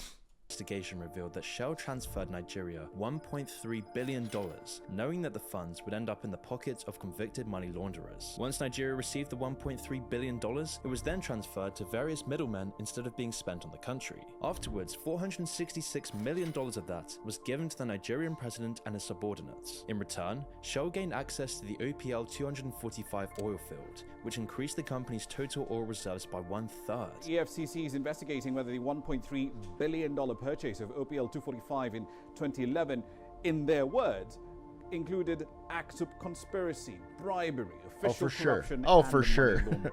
Despite Shell and Nigeria's government enjoying their mutually beneficial relationship, the bribery wasn't exactly extended towards Nigerian civilians. Instead of reaping the country's newfound wealth, the majority of the population was hit with a seemingly never-ending stream of oil spills. Starting from 2010, nearly 3,000 spills have been recorded and attributed to Shell, with at least 29 million litres getting drained into Nigeria. For reference, that's enough oil to fill over 11 Olympics. It's crazy. I always wondered why oil spills are so common. Because from a profit motive, it's really bad, right? It's so much oil you're losing. And it's I always wonder why they wouldn't invest more in stopping it. Is the amount of negligence is crazy. I guess maybe there's it's done cheaply and poorly. I guess is what it is. It's not that much in terms of money. I guess so. Okay. It would cost more to stop it. That's probably the answer. If it would cost more to stop it than to just ignore it and then deal with it, that answers it for me. But in my mind, it was like, why not spend a little bit up front and then save all the fucking hassle? Size swimming pools. These oil spills then pollute the entire country's water supplies. So by now, the water that Nigeria drinks is poisoned with cancer-causing substances. Substances that also kill the surrounding nature, taking away the nature, farming and fishing industries that many Nigerians are dependent on. The oil operations also contaminated the water supply and agricultural land, killing wildlife and destroying economies that were based on subsistence farming and fishing. Further impoverishing and poisoning the Nigerian people, making the Nigerians more and more dependent on Shell to give them money. As you can imagine, the local population wasn't Well, I'm all too sure happy Shell with be these generous. constant oil spills, which leads us on to step 4 in taking over a country, controlling the civilians. While the methods of achieving this can vary from location to location, Shell Probably has violence. perfected controlling the populace. How could you make a country passive to your wrongdoings? How could you make them content with drinking cancer-causing water and having their entire country controlled by one company? If Shell couldn't control the civilians soon enough, their control of the country would collapse. Yeah. People would revolt, and Yeah. time was ticking. Shell needed to come up with a plan soon. And so what did Shell do? Well, they kept their head down and denied any wrongdoing. All the 4 cases were sabotage, so not actually done by Shell, they were actually by criminals who steal products. This guy looks trustworthy. 2011, Shell only claimed I responsibility. don't think this guy would ever lie about something for money. You know what I'm saying? Just look at him. I just don't get the sense that this guy would ever misrepresent the facts in order to make money. That's not what he's about. This guy doesn't do it for the money. He does it for the integrity and the honor of a multinational oil company. To steal products. In fact, up until 2011, Shell only claimed responsibility for less than 40,000 gallons of oil spilled, or around 0.5%. It is fun to still claim responsibility for some of it, though. 40,000 gallons. Yeah, we spilled 40,000 gallons of oil, but the rest of it, though, that's like that's like when Nate Shot was like, When Nate Shot was like, when Frosty said 95%, I scoffed. What a heinous lie. I couldn't even believe what he was saying. It was ridiculous. It was so out and about absurd. It was 85. That was such a funny clip. Because he gets so up in arms about the 95. And he's like, dude, 95? It's crazy. That's an outright lie. It's like, okay. All right, man. It's not that different, though. Of their actual number. And with the growing money and power Shell was harvesting from Nigeria, but denying any wrongdoing wasn't gonna last. Shell needed to act like all good dictatorships, using all their power to squash any dissent with propaganda. Using the money they extracted from Nigeria, they would use this to crush the population. Now, Shell has a long history of trying to sway public power opinion in their progress. favor, but this hasn't been strictly through traditional means. Back in the 60s, Shell would secretly fund a number of articles that stoked the flames of a civil war in Nigeria. The company would play both sides against each other, which seemed to promise the Nigerian people resources that were theirs once the war was over. However, this was all smoke and mirrors. The deal still gave Shell full control of Nigeria's oil. But today, the company's come up with more unique methods of propaganda. The effectiveness of Shell's new propaganda is their ability to blur the line between truth and lies. Leaked internal documents show Shell's real strategy of refocusing the narrative and attempting to point out the environmental progression that they're making. In the UK, 1.4 million households use 100% renewable electricity from Shell. The company's first target was charities and NGOs. Shell would separate groups between ones that would never support them. That's such horseshit, dude. All those commercials are such fucking horseshit. Like, where does your money come from? 99.998% oil. All right, stop talking about all your. Don't fucking show me stock footage of a fucking windmill with your logo on it. You're not. We know what you do. We know how you make money, dude. And ones that might. Shell would then attempt to sway the middle of the road NGOs by attacking. The cafe in every Shell station is good as fuck. All right, fuck it then. Fuck it, let them do it. Fuck it. Let's. You know what? If they have good cafes though, fuck it. Who cares? You know, who cares what they're doing elsewise? Saul. In the aspects that criticize Shell, which basically means that if any organization shines a light on Shell's misdeeds, the company would simply counter that they are making green environmental changes, whilst also bribing charities and NGOs to turn a blind eye. Shell would then also focus on swaying international news organizations over to their side. To do this, they would use the same tactics they did with NGOs, but this time they would also overplay the significance of criminals drilling into oil pipes and causing spills. They would make these bogus claims that 98% of oil spills was all because of Nigerian sabotage, blaming Nigerian radicals and criminals for the damage that Shell was really doing. This news misdirection strategy then takes away blame from Shell and instead focuses it towards the Nigerian people. And now this propaganda helped internationally, but this PR maneuver wasn't swaying the Nigerian civilians. By the way, even if that were true, it would still have a root cause. Like, even if 98% of the oil spills was vandalism, it is because you are literally poisoning the land and people and taking all the wealth. So of course there is going to be people trying to stop that. Like, even if that were true. And then, yeah, I guess Johnny Sins works for Shell, too. While it was effective in publicly muddying the waters, there was still massive civil unrest in Nigeria. People were sick of Shell exploiting all their resources, their nature, their jobs, impoverishing their people and giving them cancer. The country was rising up, and Shell was in big trouble. The time was running out for Shell. They needed to do something drastic. How could they keep the populace quiet? How could they force the population to be passive? This was a hard thing to do, as Shell was openly destroying the country. Tens of millions of people relied on fishing for their livelihood, yet these constant oil spills were poisoning the coast and devastating Nigeria's fishing operations. All this bribery and propaganda just wasn't enough, which brings us on to the fifth and final stage of Shell's takeover of Nigeria, and this was to eliminate any opposition with force. You see, by this point, the Nigerian civilians were on the brink of revolution. People were realizing they had been colonized by one single company, and so the Nigerian population began to protest. And one of these protesters was a man named Ken Saro-Wiwa, president of the Movement for the Survival of the Ogoni people. From the very beginning, even though I was young, I could see that nothing was coming to the Ogoni people from the oil. This organization led a non-violent campaign against Shell's tyranny of Nigeria, and so of course Shell wasn't particularly fond of these protests, or Saro-Wiwa. This sort of pollution, to live with it. Oh, they didn't kill him, did they? Where land is in I'm gonna be really sad if they killed him. Is completely destructive of the community. In fact, they were threatening Shell's complete control of the country, and so Shell allegedly tasked the Nigerian military to do their dirty work. You see, throughout Ken Saro-Wiwa's life, Oh, no. there have been around 7,000 oil spills that contaminated the That's country's so ridiculous. This is just one of the places where decades It's of ridiculous because what they're doing is already exploitative. Like, if they were just coming in, paying a flat fee 20 years ago, and then sucking the wealth out of the ground for the next fucking 100 years and taking all the profits, that would be exploitative on its own. But then to do that and then also to sloppily spill the oil everywhere thousands of times a year, and like, that alone is crazy. Even if there was not a single oil spill, this would be exploitative. devastating environmental damage and pollution has been caused by the oil company Shell. The UN report released last week says it will cost $1 billion and 30 years to clean up the mess. Saro-Wiwa eventually had enough. He was sick of the Nigerian population becoming impoverished, sick, poisoned, and the nature surrounding him collapsing. And so he would organize multiple non-violent protests against the exploitation of Nigerian land. In addition to the lack of civilian financial benefits, I'm this really was causing worried. Shell to start putting their hair out. They were never going to give in to Mossop's demands. And yet, getting directly involved in crushing these protests would be bad for optics. Charities and NGOs could no longer support Bad Shell if for they started optics. crushing dissent. The international community would shun Shell forever.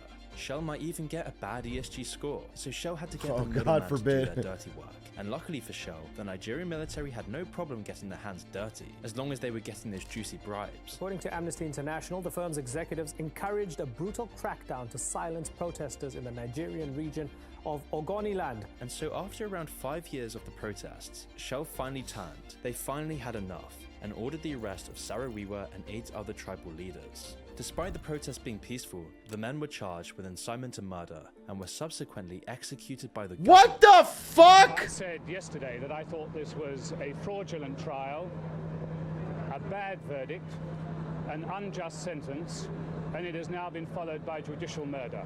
Everyone knew that Shell was responsible. That is for just this, murder. And so the company agreed to fork over a relatively meager $9.6 million in an out-of-court settlement. After cutting off the head of these protests, life for normal Nigerian civilians hasn't really improved at all. In fact, this has just further cemented Shell's control of the entire country, which is why That's radical fucking dissenters crazy. began taking matters into their own hands. Groups around Nigeria have started sabotaging pipelines in Nigeria, leading to even more spillage throughout the nation. This is inadvertently giving Shell more of an excuse to control the protests. Additionally, numerous oil company staff Jesus were Christ, kidnapped this is and held happening for right now? ransom by a new militia called the Movement for the Emancipation of the Niger Delta. Although a ceasefire was called in 2009, this also didn't help matters either, as the Nigerian government were going to announce an all-out oil war in the country. Shell and the Nigerian government against the impoverished, poisoned population. Because Shell is an almost monarchy in Nigeria, it's going to take an entire revolution to get them out of the country. And to do this, it's going to almost certainly require third-party intervention, since the Wow. government and military are entirely in Shell's pocket. And there's no sign of Shell slowing down anytime soon, as the military conflict regarding their oil operations in the Niger Delta is only getting worse. Violence is commonplace in the area, whether it be piracy, kidnappings, bombings, or other insurgency That's campaigns, crazy. all while Nigeria's resources are being poisoned by the day, with the population becoming more and more impoverished. All while the Western media praises Shell for their progressivism, helping the environment, helping stop climate change. The fucking pride flag. Oh my god, that's so fucking heinous. The fucking pride flag on a giant oil drum. That's fucking crazy.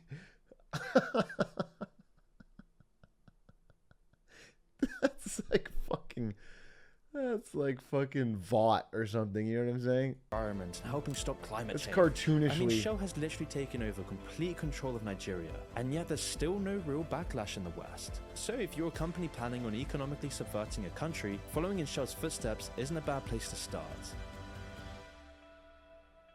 Aware. Stories like these are always buried behind the surface because companies like Shell invest in established mainstream media news outlets. What's that? Damn, that was sad. I mean, obviously I know this type of practice goes on, but I was surprised to hear that it was happening right now, and surprised to hear that this man was literally judicially murdered, and they paid $8 million.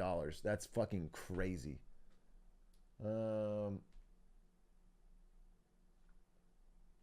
That guy makes exaggerate clickbait for market. I mean, did the guy die or not? Did a guy that was protesting against Shell's take over his country in nonviolent protests get murdered by the government through bribery or not? Because if he did, then he didn't exaggerate too much.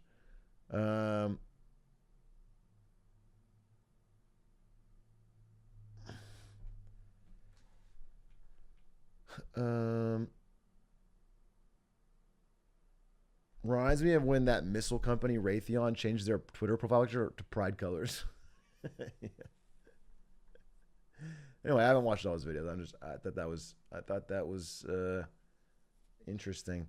All right, we gotta listen. We gotta palate cleanse a little bit. All right, I can't do the harshest stuff the whole time. I'm glad I watched that, and I am more aware of it, and I want to look more into it, to be honest, after stream. But I don't want it to be the whole stream.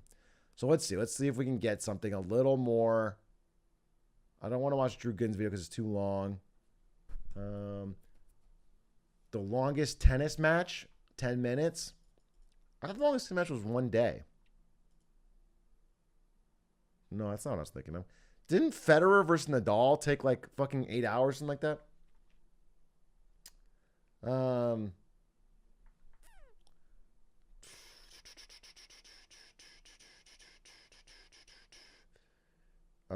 The anti-smartphone revolution. I can't imagine this is actually happening. History of the world's highest jump. Too long. A complete history of the Soviet Army. All right. Well, that was the weirdest thing I've seen. The evil bit. I don't. Come on. Does this have to be evil now? I already heard about fucking Shell. Is Tony the Tiger fucking extraditionally killing people too? I don't need to hear about how the fucking Captain Crunch murders protesters. How the NFL plans to take over the world? I don't think they're gonna do that. How to toast bread for beginners? You just put it in a toaster. How to toast bread. Beginners. First of all, to toast bread, you need a toaster and bread. For the now following steps, make sure that you are at least 3 years old or that you are helped by an adult. Write this down. Toasting bread can be dangerous. Write this down. If it's not already done, plug This is Get Smarter Saturdays after all. both hands. Take 2 or 4 slices of bread Okay. out of the package. Yep. Depending on the size of your toaster. Yep. Now be careful. You are holding something in your hands that not all people around the world have enough of to live. Okay. Insert the slices of bread. Okay. I think we got it. And if instructions were unclear and you couldn't do it, it's even easier to make a factor meal.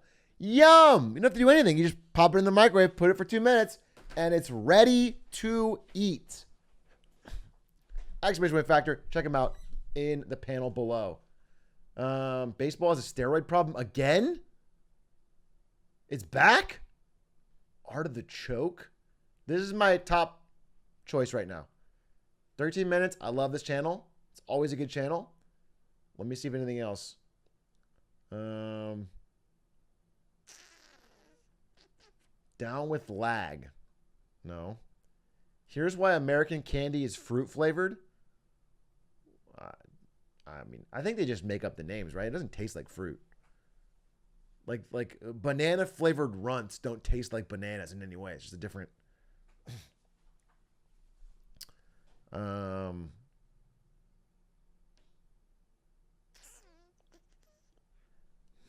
How Louis Vuitton took over Asia. Imagine. I think this is the success, and not that Louis Vuitton, much like Shell, owns the continent. And they're fucking harvesting the bags.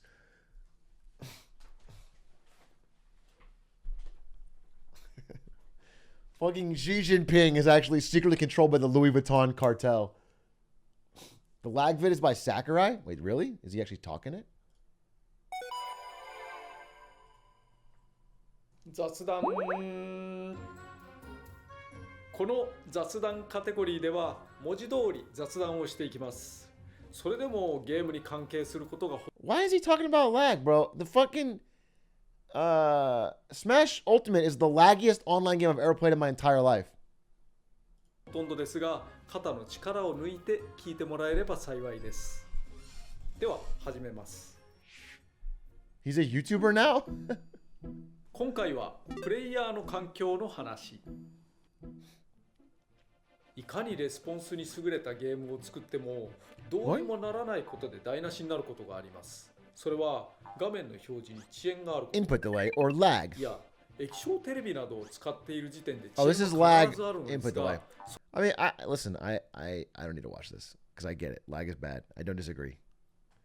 I'm looking for something a little out there, something that I haven't. Comparing the careers of rappers and cartoons.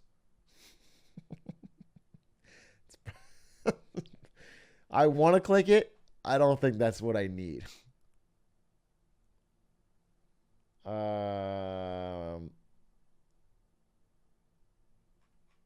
Watch it. It's 8 minutes. I'll check it. I'll just start it. Let's see it. Toonrific Tarek or Tariq. Hey, you ever accidentally masturbate to young pictures of your mom? Who the starts a conversation like that? I just sat down. You ever wonder how the careers of your favorite rappers and your favorite cartoons match up? You lost me with that one. Shit, you lost me with that one. Of course not. Neither did I until I got this comment on my Family Guy video. So Family Guy is like Lil Wayne. For June. And being completely stuck on what I should talk about, let's compare the careers of cartoons and rappers. Okay. Ooh, look what that money make a bitch do. I need to see the first one to see if I agree. I need to see the first one to see if I agree. Today's video is actually brought to you. Oh, come on. By man left the lawn, dope and come on. Tariq at checkout. Bro, we're 2 minutes in. Off plus free shipping with promo code TARIQ at manscaped.com. Manscaped. All right, what cartoon is Eminem like? SpongeBob SquarePants, I think, is the animated equivalent to Eminem. Really think about it, both are ridiculously popular, arguably the most popular ever. Eminem has 2 fucking diamond albums, which is still crazy as hell to me. Like, he's the highest selling rapper of all time. You could just compare that to all the damn SpongeBob merch. They've both been around forever and have definitely had their highs and lows where people just constantly debate whether or not they're good. But at the same time, you'd be hard pressed to find a person from a specific era that doesn't look upon them fondly. I wanted to go regular show, but I guess historically Tyler the Creator's career really reflects adventure time. Both I can see started it. out kind of wild and wacky, but then slowly started to show their artistic side and moving away from that kind of shit without fully, completely losing it. Both eventually went in different directions that most fans welcome because the art matured with them, but there's definitely some that ended up falling off. But you can argue that it was for the better because they both ended up being way more acclaimed for their changes. Okay. Anyway. Okay. It's cool to look at what a cartoon as the whole Wu-Tang Clan and all the little cartoons that came from it as just the members. That kind of affects the Family Guy Lil Wayne theory, but who cares? I'm not fucking making these niggas the fucking hot boys. Fuck out of here. I got Powerpuff as Method Man since they're the face, the most popular. Then I got Dexter's Lab as Redman since a lot of the time one isn't really brought up without the other. ODB as Cow and Chicken for being the wildest and nastiest in the squad. Get shot with old dirty influence. You're bound to catch age or something. Not saying I got it, but nigga, if I got it, you got it. What? Okay. Give me Mike Luanaga as you got. Fuck it. I got Lauryn Hill as Clone High because they both only really did one I've never thing. seen Clone High. She was almost Mission Hill for a while, I'm gonna be honest. Niggas made like one season and dipped. But at the same time, the love for both is monumental when you really think about how short their run was in comparison to everything else that came out around it. Yeah, it Clone takes a High's real coming specific back, person Lauryn to Hill's understand. Kind of just fits. Even though I feel like her and Erica could be as told by Ginger, honestly, just off the vibes alone. Took a minute, but I think I landed on the Boondocks being Tupac. Both were around for a short but impactful time. An impact that we're still feeling today. Both are hailed for what they were trying to communicate more than anything. Both also face criticism for kind of perpetuating the kind of stereotypes that they were commenting on, I guess. Like, there's always constant discussion on whether or not their route of commentary was an effective one. But also, both weren't scared to have fun. Like, they didn't have to be this is an serious all insightful. the time. Boondocks had, like, Catcher Freeman, Snake Meter and shit. And always remember, Tupac ain't want to be your man. He wanted to be your nigga, you feel me? Meg is probably some anime that I don't watch. I'll go Tuka and Birdie as City Girls. This comparison just honestly makes me laugh. Both got this like crazy energy that's never really been seen before, but was welcomed with open arms almost immediately. Actually, I don't know if they've seen Tuka and Birdie, but I'm positive that they would like it. With that, let me get Bojack as Kendrick. Both are hailed for being real thought-provoking. Every time they drop, it's always a conversation starter. Talks of them being one of the greatest was damn near immediate, while there were others who loved them, but still wanted to wait and see if they'd actually stick the landing, instead of just getting really hyped out of the game. But Bojack honestly, Kendrick. Now, it's kind of impossible not to put them in that conversation. The Simpsons is Jay-Z. This one's kind of a no-brainer. The influence of both is fucking insane, damn near incomparable to anything else. Both are always brought up in that greatest of all time conversation. Never really left out no matter who you ask. And if you ask somebody and they don't say them, that lets you know that you can't trust them. You'd be hard-pressed to find a show or an artist not influenced by them, or at least influenced by somebody that was influenced by them.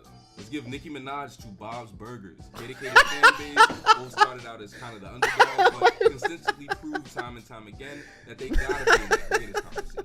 They've been constantly good way longer than a lot of other niggas in that conversation, and that alone should be worth recognizing. That is the first time that sentence has ever been said. But MF Doom is Invader Zim. They're both the most popular, underrated, I can see it. Underground. I actually can see this. Category. Both have a very clear impact on people's lives. The niggas that know just know. Although Invader Zim might not scare the hoes away like MF Doom, pull up to the kickback and play accordion if you want to, bro. Shorty gonna get scared. J. Cole is Rick and Morty. Both rose up and became disgustingly popular. Yes! As a lifelong J. Cole fan and Rick and Morty lover, this is a perfect comparison, dude. Yes! To the point where their fan base thinks that you have to be of a certain level of intelligence. Yes, you have to have a huge IQ. You can't understand J. Cole or Rick and Morty. That deep. Neither one of them is talking about that much shit that we've never seen before. Every single time I see this damn wheel, I'll be ready to throw the hell up. Fuck you. They're not as big brain as you think, my nigga. And of course, because of that comment from the beginning, we're gonna round it off as Family Guy being Lil Wayne. One of the more really one-to-one comparisons of this whole thing. I'll just read what Buddy said, to be honest. Very influential and insanely popular, especially around the early and mid 2000s. Now that I really think about it, yeah, same time. Hated by others in the industry and by critics, but considered one of the best ever. Everybody copies their style down to the point where everything just kind of looks like them, or has Lil in their name. And fuck this last point, because Buddy underneath really got it. They still put out heat and niggas still talk about them crazy. Carter 5 was hard, and season 19 is one of the best ever. Fuck you. Jokes aside, thank you, Mr. Badass, for this comment. I've had an idea like this in my notes for a while after my homeboy Ali Rocky gave it to me, but this is a great jumping point to actually. All right, that's the end. That was surprisingly, very surprisingly, more accurate than I predicted. I'm shocked. Season 19 is good? No, I haven't watched it. But I have laughed out loud at Family Guy clips that I get served on YouTube. Best educational video today. I'm just saying, if you're the type of person that overlaps that Venn diagram, that was pretty on point. Aimbot sheets are evolving. What does that mean? Hey everyone, Garbage here. Right now, you are looking at a real-life aimbot, and it's about to change gaming forever. But we'll talk more about that in just a second. First, I have a question for you. Why are there still so many aimbot cheaters in first-person shooters despite all the advancements we've had in anti-cheat technology? Well, ultimately, it comes down to the problem of recognizing the difference between a cheater and someone who is just really good at aiming. You might think, well, we know that humans are imperfect and make tiny mistakes when playing, and so if we analyze a player's inputs and find that they're too perfect to be real, that player must be cheating, right? Well, yeah. Maybe. But not only are there some really mechanically gifted gamers out there who blur the line between man and machine, it's also very easy to tune an aimbot to be slightly less than perfect in order to bypass these simplistic anti-cheat measures while still giving the player an unfair advantage. And so currently, the way anti-cheats work is less about analyzing player inputs and more about checking for suspicious software activity that's happening while playing the game. The overly simplified explanation of how aimbots work is that they pull data such as the location of the enemy's head from your system's memory while the game is running, and using it to point your crosshair at specific locations. On the anti-cheat side, modern anti-cheats will do all sorts of things like monitor your memory, scan your computer files, and more to try to detect any suspicious activity on your device. Riot Vanguard like damn near fucking calls your parents, right? Like it gets your bank info.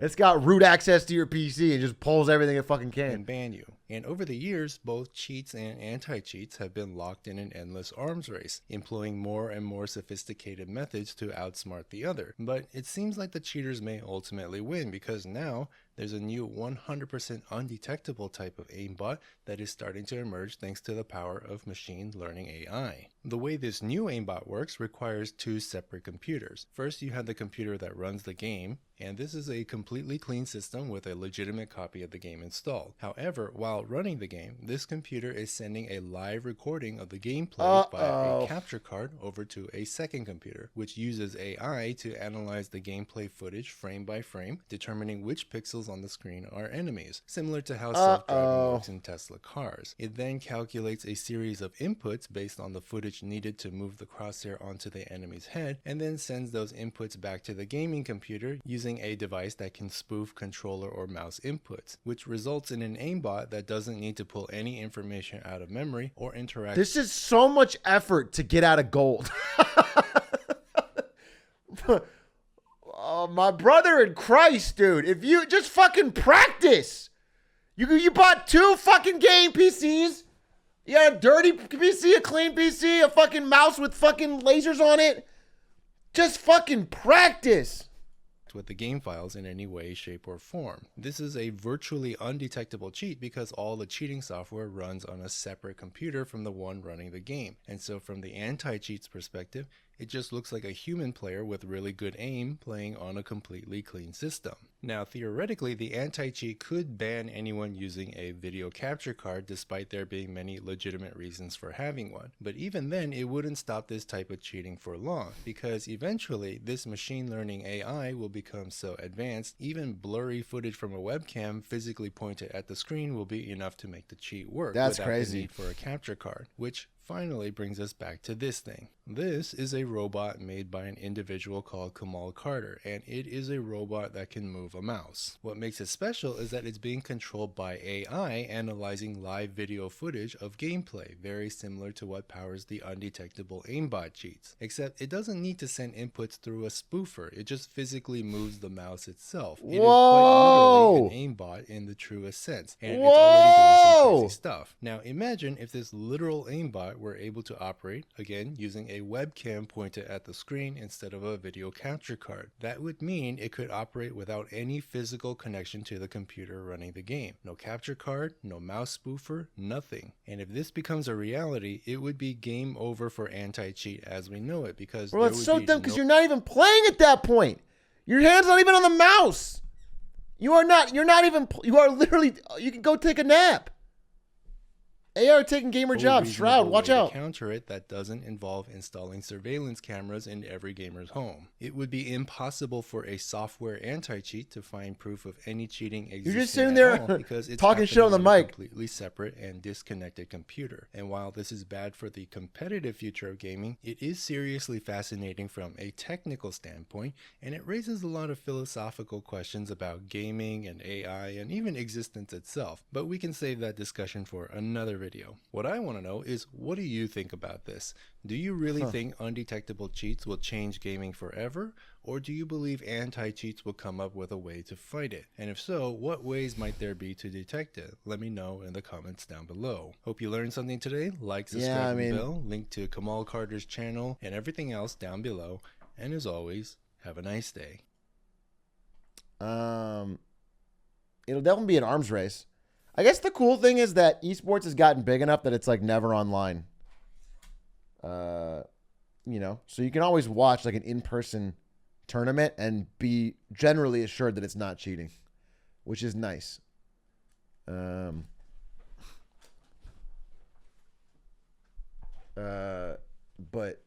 it sucks for the average person playing online. Realistically, who would ever go through so much effort? I mean, people do a lot of shit to cheat, for sure.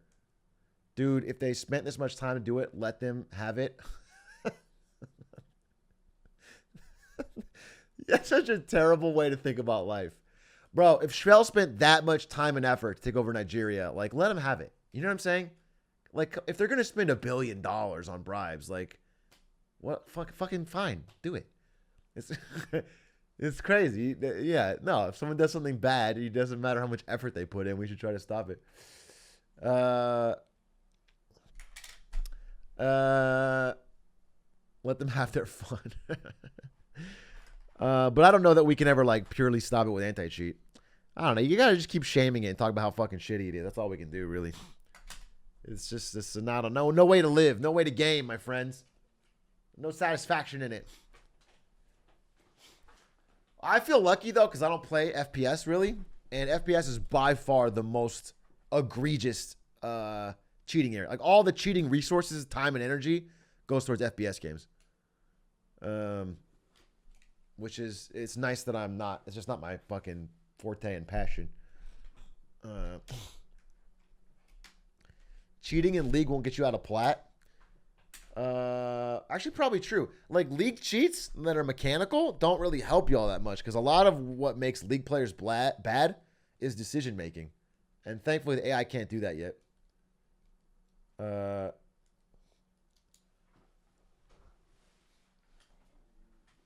Yet, yeah, for sure. Yet, I think I've heard. Aren't poker AI like good enough to grind most low stakes games? Like almost like at a lot of levels, poker AI can just fucking crush humans, and there's no real way to stop that. You could literally have a laptop open with the poker bot telling you what to do.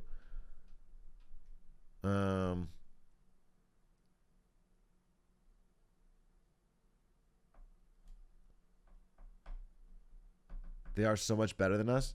Yeah, AI. I mean, AI bots are getting crazy, and they're consistent. You know what I'm saying? They can grind all day.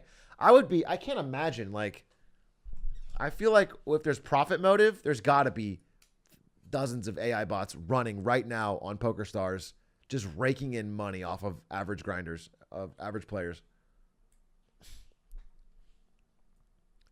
Any math-based game will always be AI dominated. Oh, for sure.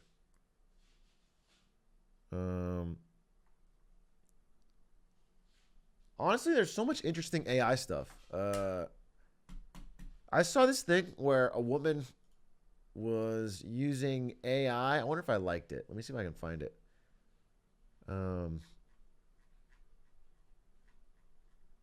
I'll try to keep open mind. I think AI is gonna have a lot of cool shit, and I just wish we could capture it in a positive way. Oh, this was it, maybe. Yeah, right here. Look at this. She used AI to live edit her outfit. You know this is going to be a business. Like this is like an early test, but like being able to see what clothes look like on you before you buy them. Isn't that crazy?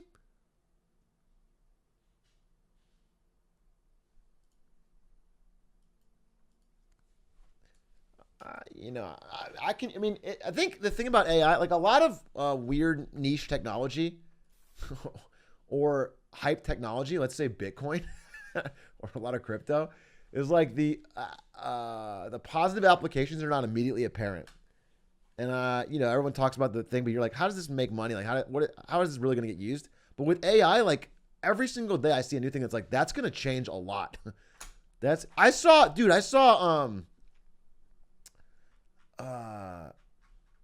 where was it? Look at this. Wait, hold up.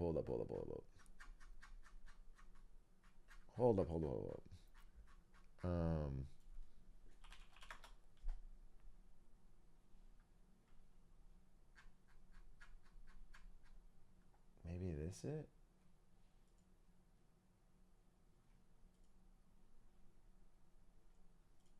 Dude, hold up. This guy, like, made a business where he sold, like, this really high-end artistic tarot card deck, except that he made every single one of the cards with AI-generated prompts. So he didn't pay any artists. And that was spooky because, like, it legitimately was a...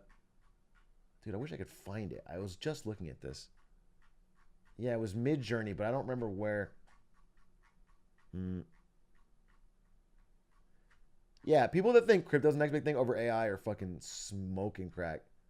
Dude, Damn, dude, I can't find it.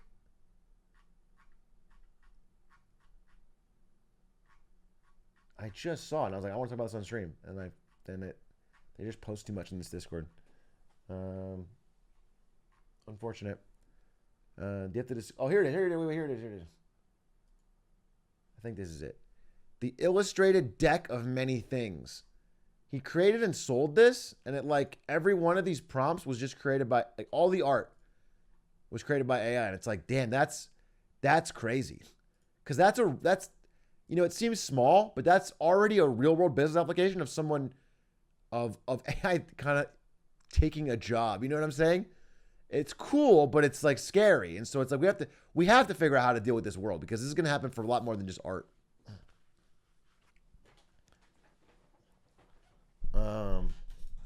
And my phone background, straight up, because I was so intrigued by it and I wanted to think about it more. My phone background is AI generated. I made it when I was messing around with Midjourney. The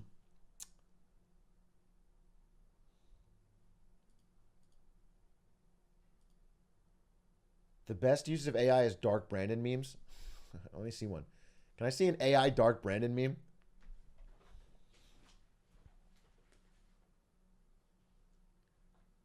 Eventually, it'll circle back around and we'll have AI-generated jobs. What does that mean?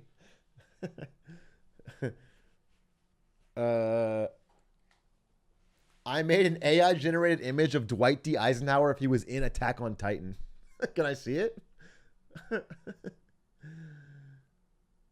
I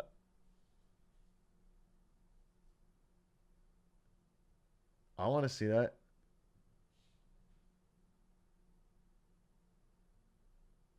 Imagine being paid to come up with creative prompts for AI. I think that someone will do that. I don't know, man. It's all so much better than it was 2 years ago. And 2 years is not a long time. And 2 years from now, it'll be that much better. So it makes me think. AI programs like Midjourney are trained on libraries of art that people don't have the rights to. So it's stealing people's work and labor. Yeah, for sure. But it's difficult. When technology creates something that has zero marginal cost, so you can basically make infinite new things for free, you can't put a lid on that bottle. It's very difficult to put a lid on that bottle. There's just no way. Like if these things are online and available and able to create art that quickly, a small business owner is gonna fucking do it for their art in their shop. There's no way to stop it, I think. And so I want a better solution. And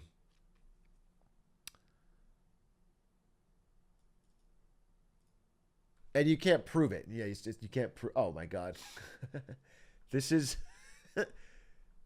Dwight D. Eisenhower in Attack on Titan. What's funny is like all of these would be so much, but people think that it's like the goofiness of the AI when they see this. I thought that was a reply. Dude, President Biden says democracy. I saw it was verified. I thought that was the top reply, and I was like, what the fuck? Biden's saluting this? That'd be the craziest fucking reply. No, like Dolly automatically nerfs faces. Like if you make it a real person, it'll automatically fuck up the face. So you can't like fake somebody. But obviously there's going to be cracked editions available piracy online. People can do that.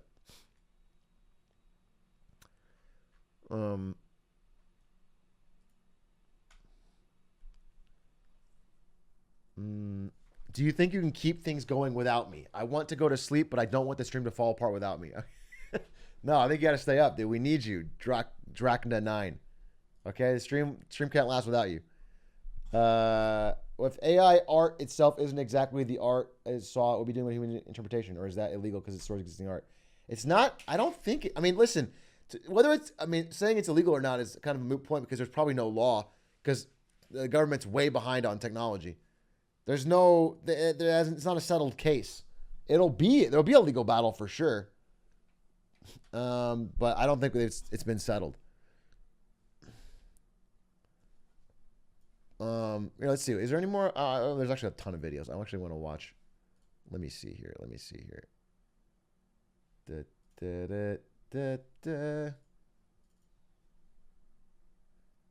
There aren't even really drone laws. Yeah, you're right.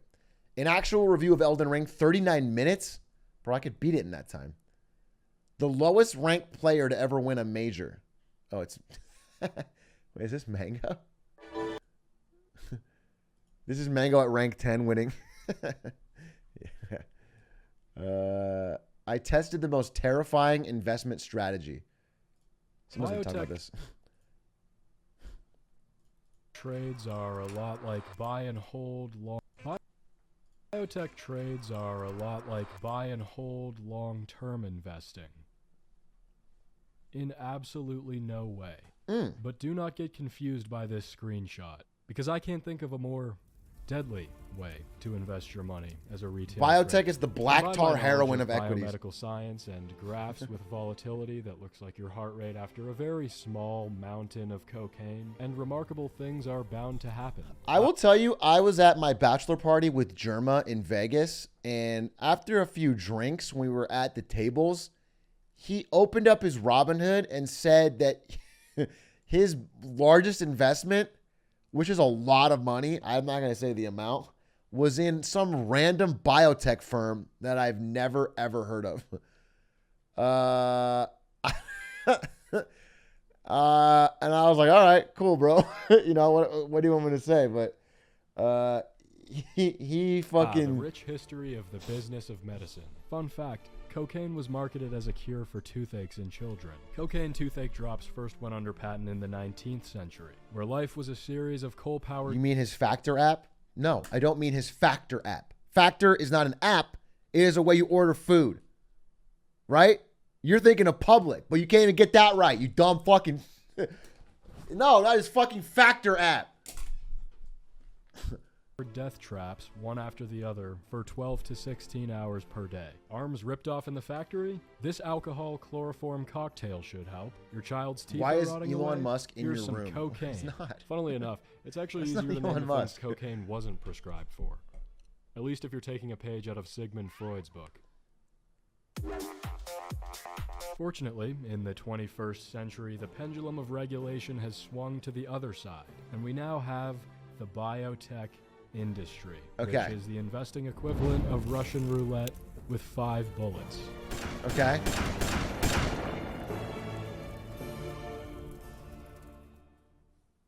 All these biotech catastrophes, it's funny because starting a biotech company is actually fairly simple. All you have to do is use biomedical science to make a breakthrough revolutionary enough to where your idea will not only be uniquely defensible according to the complicated thicket of patent law, Easy. promising enough to where you can convince investors to watch you light their money on fire for Easy. 5 to 10 years with an incredibly low likelihood of success, but also useful enough to be commercially viable and compared to the other treatments on the market. Checked all those boxes? Well, don't be alarmed, because though this is, and I quote, the culmination of years of research and planning, it is merely the beginning of the long and arduous process of turning a chemical into a marketed medicine. I've been reading this guide to a biotech startup Okay. for the past 4 hours, and I cannot understand. What if we invented a cure for cringe? Like a pill you could take and you could give the Twitch chatters and it would cure their cringe. Cringe be gone.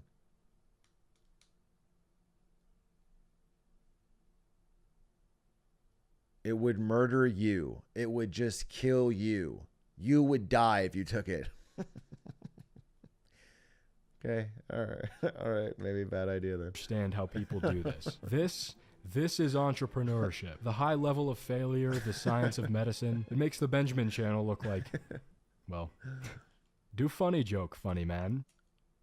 How many areas within this could you fuck something up? I post one video every few weeks sometimes, and at least half, I mean 50% of the information is verifiably inaccurate. It's truly a testament to the incredible amount of coordination and work that goes into the biotech. That's a good ratio success for YouTube. stories. Not to mention the fact that the outcomes are often life-altering, if not life-saving treatments. Hence the reason today I'm going to be shorting these companies. It's physically impossible for me to make money in the stock market, so if I take a short position, Yes. the share price will have to go up, which could only happen on good news for the company. So what I'm actually doing is trying to help these companies by shorting them. Right. Everybody does their part. Clinical Right. stage biotech stocks have the most violent catalysts of any in the market. The only place where 40, 50, 60, Damn, 70% 90% drops in one day are commonplace. In order to understand why, we'll use an allegory with dogs. Not because it's actually useful, but because I think dog wearing lab coat is funny.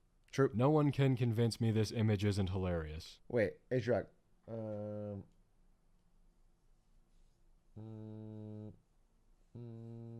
Yeah, I agree. Wrist Phillips. This is the life cycle of a new drug, from an idea on the left side to a marketed medicine on the right. As you can see, there's a lot of stuff in the middle. In biotech, there are still classic business risks, but those aren't responsible for this insane volatility. No, this is the product of the clinical trial process. The 3-stage regulatory gauntlet responsible for more bankruptcies per capita than the introduction of level 3 options trading in Robinhood. I just made that up on the spot. I don't know if that's true. Because in order for new drugs to reach the market, they need to be tested for both safety and efficacy. While there may be a solid rationale behind why a treatment might work, clinical stage biotech is usually a very expensive roll of the dice. And when you're rolling the dice, spooky and unpredictable things might happen, which is not foreshadowing the rest of this video. With other companies, there are more possible outcomes. While this looks like a bad drop, Facebook is working now to rebrand, pivot, and change its trajectory for the better. Although, I can't imagine this will be the thing that does it. Outcomes in biotech are binary. At the end of the day, a treatment is either effective or not. The majority are ineffective, and pivoting is usually not an option. So all we need to do is find a company whose entire value is based on a concentrated drug pipeline, short it before one of these catalyst dates, and we're good, right? If we look at this biotech probability of success chart, the odds are surely stacked in our favor. To that, I will offer you one phrase. It works until it doesn't. So what does it not working look like? Well, Right. Well, yeah, but I feel like 9 times out of 10, you would short it before the trials, you'd make money. And then one of them is fucking the pill that cures baldness or something, and it goes way, way up, and then you lose all, you have infinite uncapped loss, and then you lose all your money. For every 9 biotech failures, there is roughly 1 success.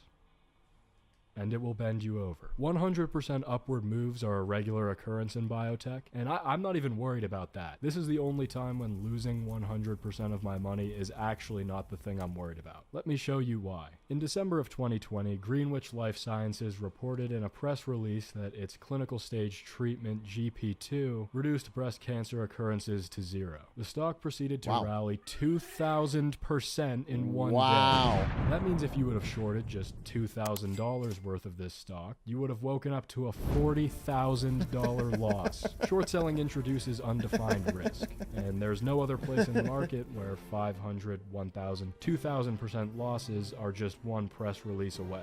The prospect of high failure is intriguing for the short seller, but it comes with the risk of absolutely debilitating losses. Luckily for me, risk is an old friend. That being said, thinking about doing this actually makes me sick to my stomach. But hey, I'm an adult, I get sick, I handle it. I make a Theraflu and Jack Daniels cocktail and get my rest. It just doesn't usually involve losing money as well. So cut the Theraflu. This time it's just going to be 2 parts Jack Daniels, 1 part Jack Daniels, followed by 2 more parts honey.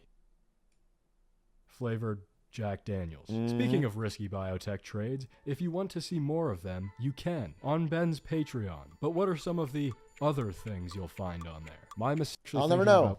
$3,000 in realized gains for 2022 alone. I don't want to hear anything about these unrealized losses. Unreal. That means not real. They don't exist. Facts. Still not convinced? Here's a testimonial from a real person. Oh, it's still going. You can sign up using the link in the description. All right, check it Over out. 1,000 people already have. In Check it fact, out. I'll even give you 20% off for a limited time. Wow. There's not actually a discount or anything. Have you looked at the CPI data?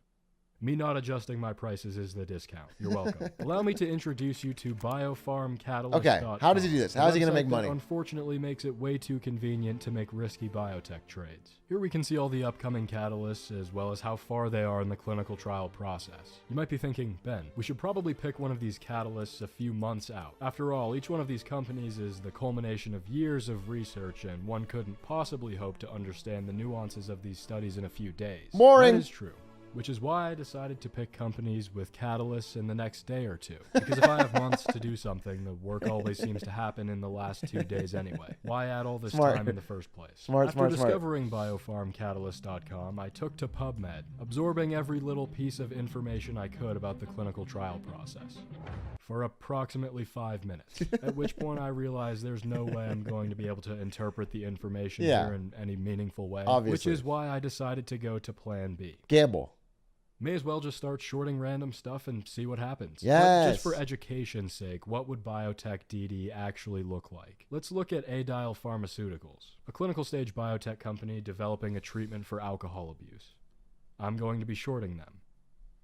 There's some kind of irony in this. And yes, I decided I was going to short the stock before doing due diligence. Come on, I'm not about to do all of that work just to not short them. Yeah, due diligence is about analyzing a company and selectively picking the parts you like so you can retroactively justify your risk. This is the heart of all due diligence on Wall Street bets, dude. Just pick the facts that align with whether you want it to go up or down, write a fucking way too long paragraph, and then everyone in chat goes, all right, looks smart. And then they fucking ape in. That is the core of it. That is the heart and soul of all online due diligence. It's just picking a few things that might be true, but don't tell the whole story, and then writing too much about it. Short position and have a chance of sleeping at night while you hold through a press release. And what's funny is even though you're already like selectively picking and writing way too much, the people aren't even reading. They're just noticing that it's long enough and looks smart enough that they should agree. This guy wrote a lot. He must know what he's talking about. So I'm going to ape in. That is the fucking heart and soul of it, dude. They don't even read the fake DD.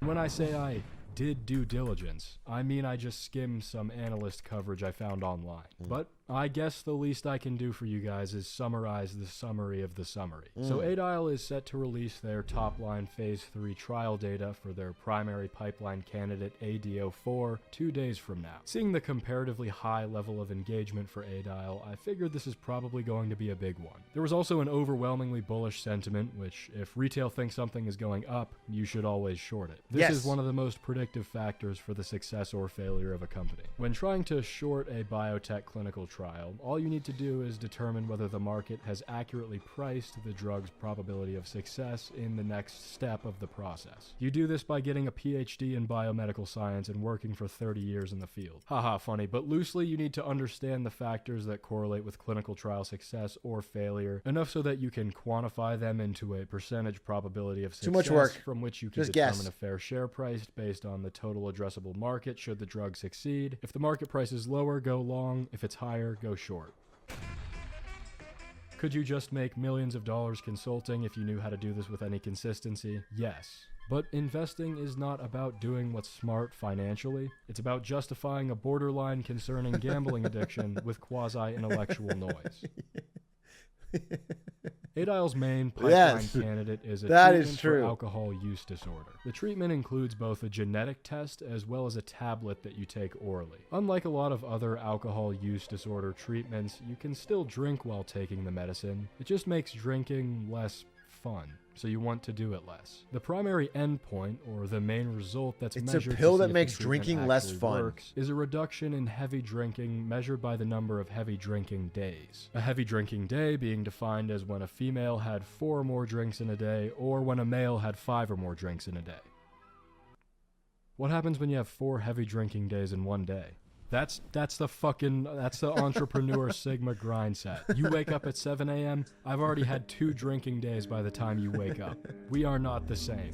One drink is defined as 14 grams of alcohol. That's 1 beer, 1 shot, probably a gallon of the sugar water that your girlfriend calls alcohol. The patients have been classified into groups of either heavy drinking or very heavy drinking, with the idea being 10 drinks a day, will huh? decrease the number of drinking days Yikes. for both groups by more than the placebo. But how does it actually do that? The active ingredient in this treatment is ondansetron, which is currently commercially available as a generic, used to treat nausea in patients that have received chemotherapy. Ondansetron is a 5-HT3 receptor antagonist, or a serotonin 3 receptor antagonist, meaning it blocks serotonin 3 receptors. Serotonin 3 receptor activation enhances the release of dopamine, and it's believed...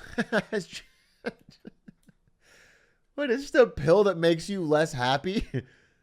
That's it? It's a fucking less happy pill and they give it to you? That by blocking these receptors, you reduce the rewarding effects of alcohol. It's like a reverse depression pill? Continue drinking. That's pulled directly from Adile's 10K if you want to read more about it. So that you can still drink during it's just the that that's a treatment, depressant. It's not going to be as enjoyable, leading you to drink less, leading to a reduction in the number of heavy drinking days. But Ben, you said the active ingredient ondansetron is available as a generic. So how is Adile going to have any pricing power should the trial succeed? Well, it turns out chemical composition is far from the only thing you can patent. Adile has patented the ultra-low dose of ondansetron used to treat alcohol use disorder, which is still a risk in itself. Off-label prescriptions pose a real threat to a company like Adile. That would be a doctor prescribing the generic and bro, why is he actually doing the tablet honest due diligence on this company? So can take the dose recommended for alcohol use Just disorder, short it so I can see if you make money. ADO4 out of the treatment. It's an impractical solution, being that the dose used to treat alcohol use disorder is 14 times less than the generic tablets, but it is still a risk. That's another reason the genetic test plays a big part in the treatment. Combine the patented genetic panel and ultra-low dose tablet to create one therapeutic offering surrounded by walls of intellectual property defense. But having a genetic test is brilliant for another reason. It's thought that 33% of the United States has the genetic predisposition to alcohol use disorder, which pales in comparison to Europe,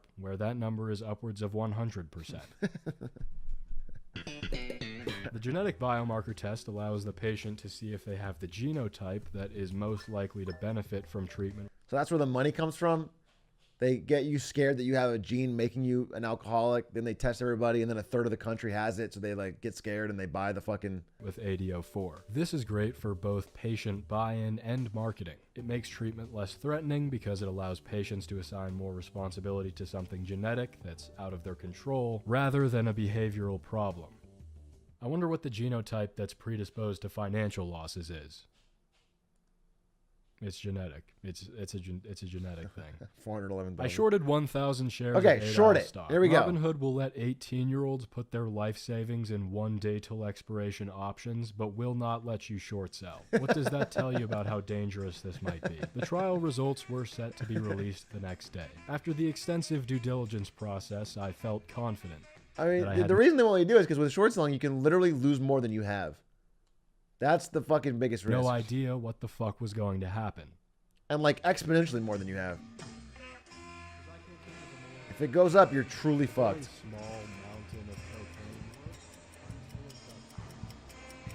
Here it is. To my surprise, it was a success. Adile failed to meet its primary endpoint in proving that ADO4 led to a statistically significant reduction in heavy drinking days across the combined populations. This was mainly because the placebo group of very heavy drinkers showed a large reduction in heavy drinking days. What's interesting is that when separated, heavy drinkers did see a statistically significant reduction in heavy drinking days. It worked! And while this population makes up the largest percentage of Adile's target customers, the market still did not react well. Our position made 25% over a 3-day holding period. $400, which should be almost enough to buy 1 loaf of bread come 2023. Making any amount of money felt like a win to me. I had already priced in a 100% loss, so this was a pleasant surprise. Who would have thought it would be a treatment for alcohol use disorder that would break the curse of the inverse Ben rule? Now that is a happy ending, I think. I wanted to clarify some things so no one gets the wrong impression. I've been shorting various... Shorting biotech stocks always works. You will always make money. It's a great way to make money. It works here. Just read anything and then short and you will make money every time. I think that's what he wanted to say. That is the end of this video. It is 100% success rate. Proven way to afford whatever you want. Get it twisted.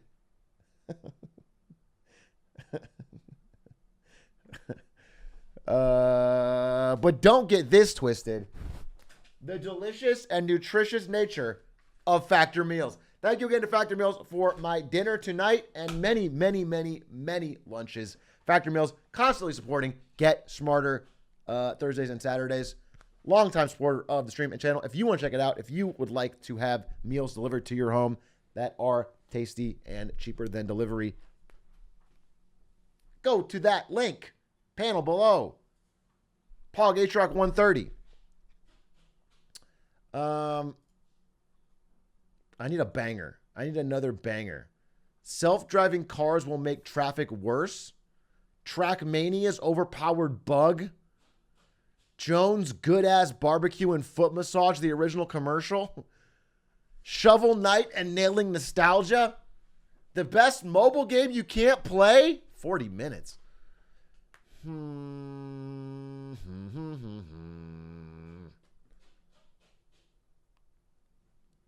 How money works. How F1 racers turn really fast. I need something really... Explaining competitive Pokemon's greatest game of all time. I'm kind of interested. A gaming one. We haven't done a gaming one today.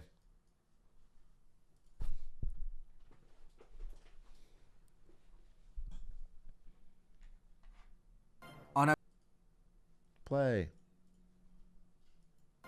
On October 6, 2016, the greatest battle in competitive singles Pokemon history happened between a player known as Telly and a player known as ABR. A battle so legendary that people would be talking for years about Damn, the amount of chat is pretty crazy for a fucking Pokemon Showdown 1v1? Where were you when Telly versus ABR happened? A battle so legendary that it crashes your browser if you try to open it. A battle so legendary that it took 1,287 turns to finish. A battle so legendary that word of it reached all over the competitive universe at the time. The story of Telly versus ABR deserves an exclamation to understand just what made it the greatest battle of all time. I'm interested.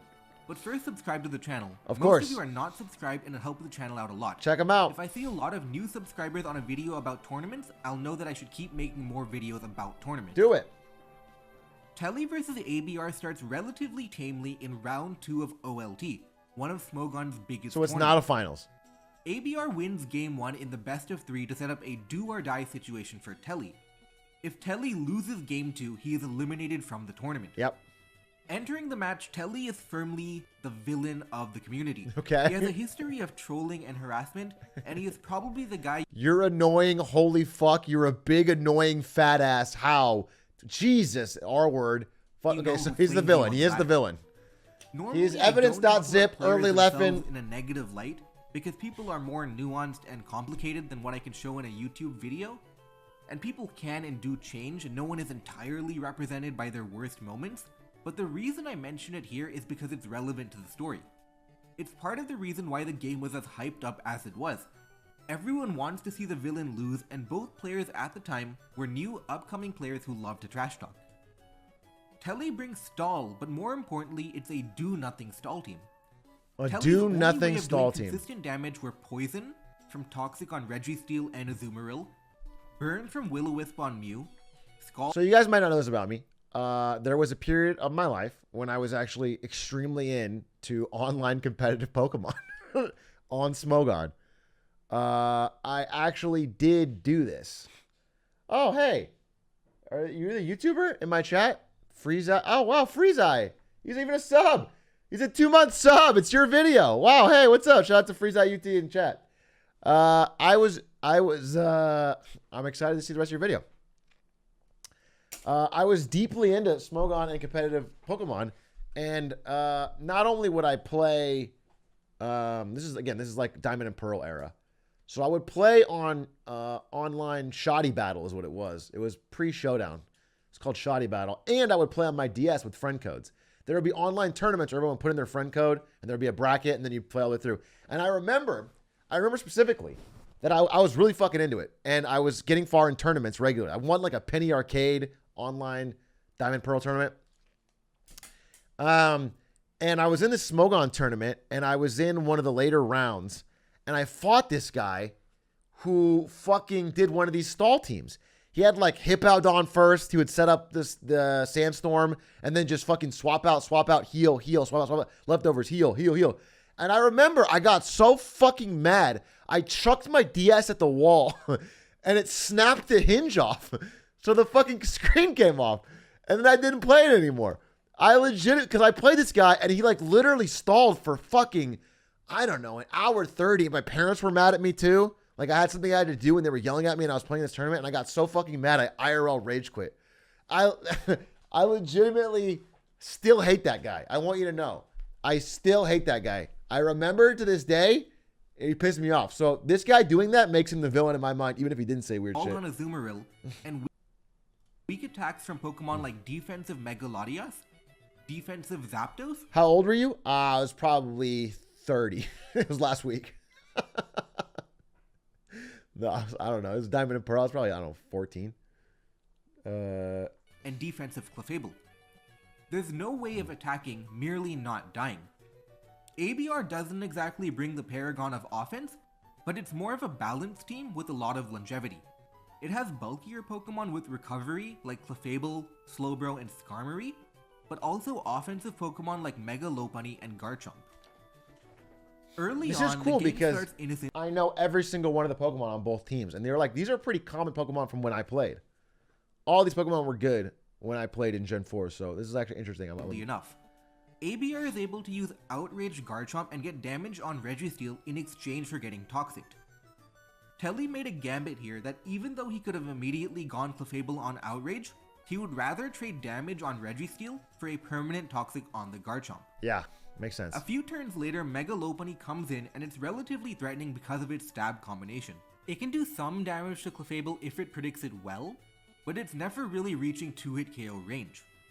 Telly makes an aggressive play and leaves Registeel in on Lopunny to try and Toxic it while predicting a return. Instead, ABR clicks a super effective move and knocks out Registeel on turn 29. Outpredicted. No one knew it at the time, but this is going to be the last death that they're going to see for almost 1,000 more turns.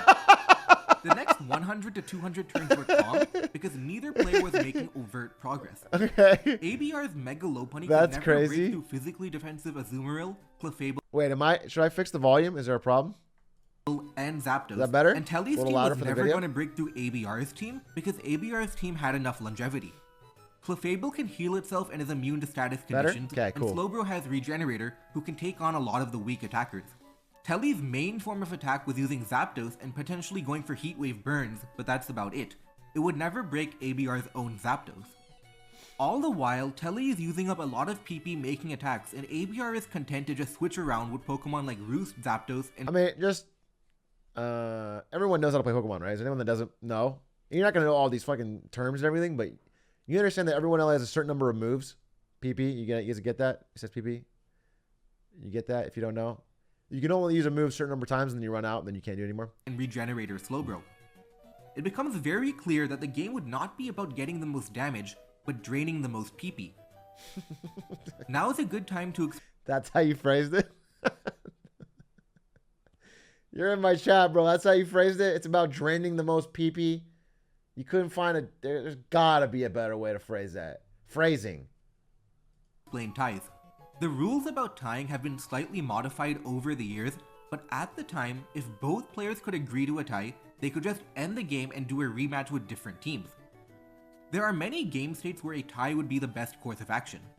For example, if there are two Regenerator Pokemon on a team, they could switch back and forth infinitely without wasting PP.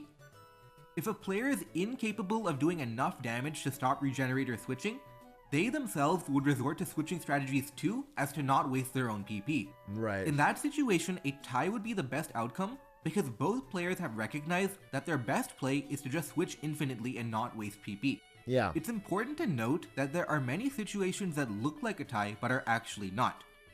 Even if a lot of damage is not going on, as long as PP is being consumed, there is progress being made because it can lead to struggle. Yeah. Even if 1 PP is being consumed every 10 turns, that is technically progress being made. If one player does not want to tie the game cannot be tied. Both players must agree. Right. The onus is on the player to understand what is a tied game and what is not. If a player believes that they can go for a win, it is their right to do so. The only exception is that if it's clear both players are switching infinitely, but one player is denying the tie just to be annoying or trying to wait until the opponent has to leave, then a tournament director can step in to tie the game. dirty. That is rare though. Interference from outsiders is only used in extreme and obvious situations. Telly did not have any Pokemon with Regenerator, and ABR did not want to tie. Okay. He wanted to break through with sheer PP. On turn 307, ABR reveals Swords Dance Skarmory, a never-seen moveset that no one would ever reasonably... Damn, that's insane to reveal a Pokemon on turn 307. I have never played a single game of Pokemon in my life where everything hasn't been fucking shown on turn 100. But he saved it for a long, long time. After Telly started burning up PP he didn't know he'd need. Ordinarily, Zapdos is a complete counter to anything Skarmory tries to do.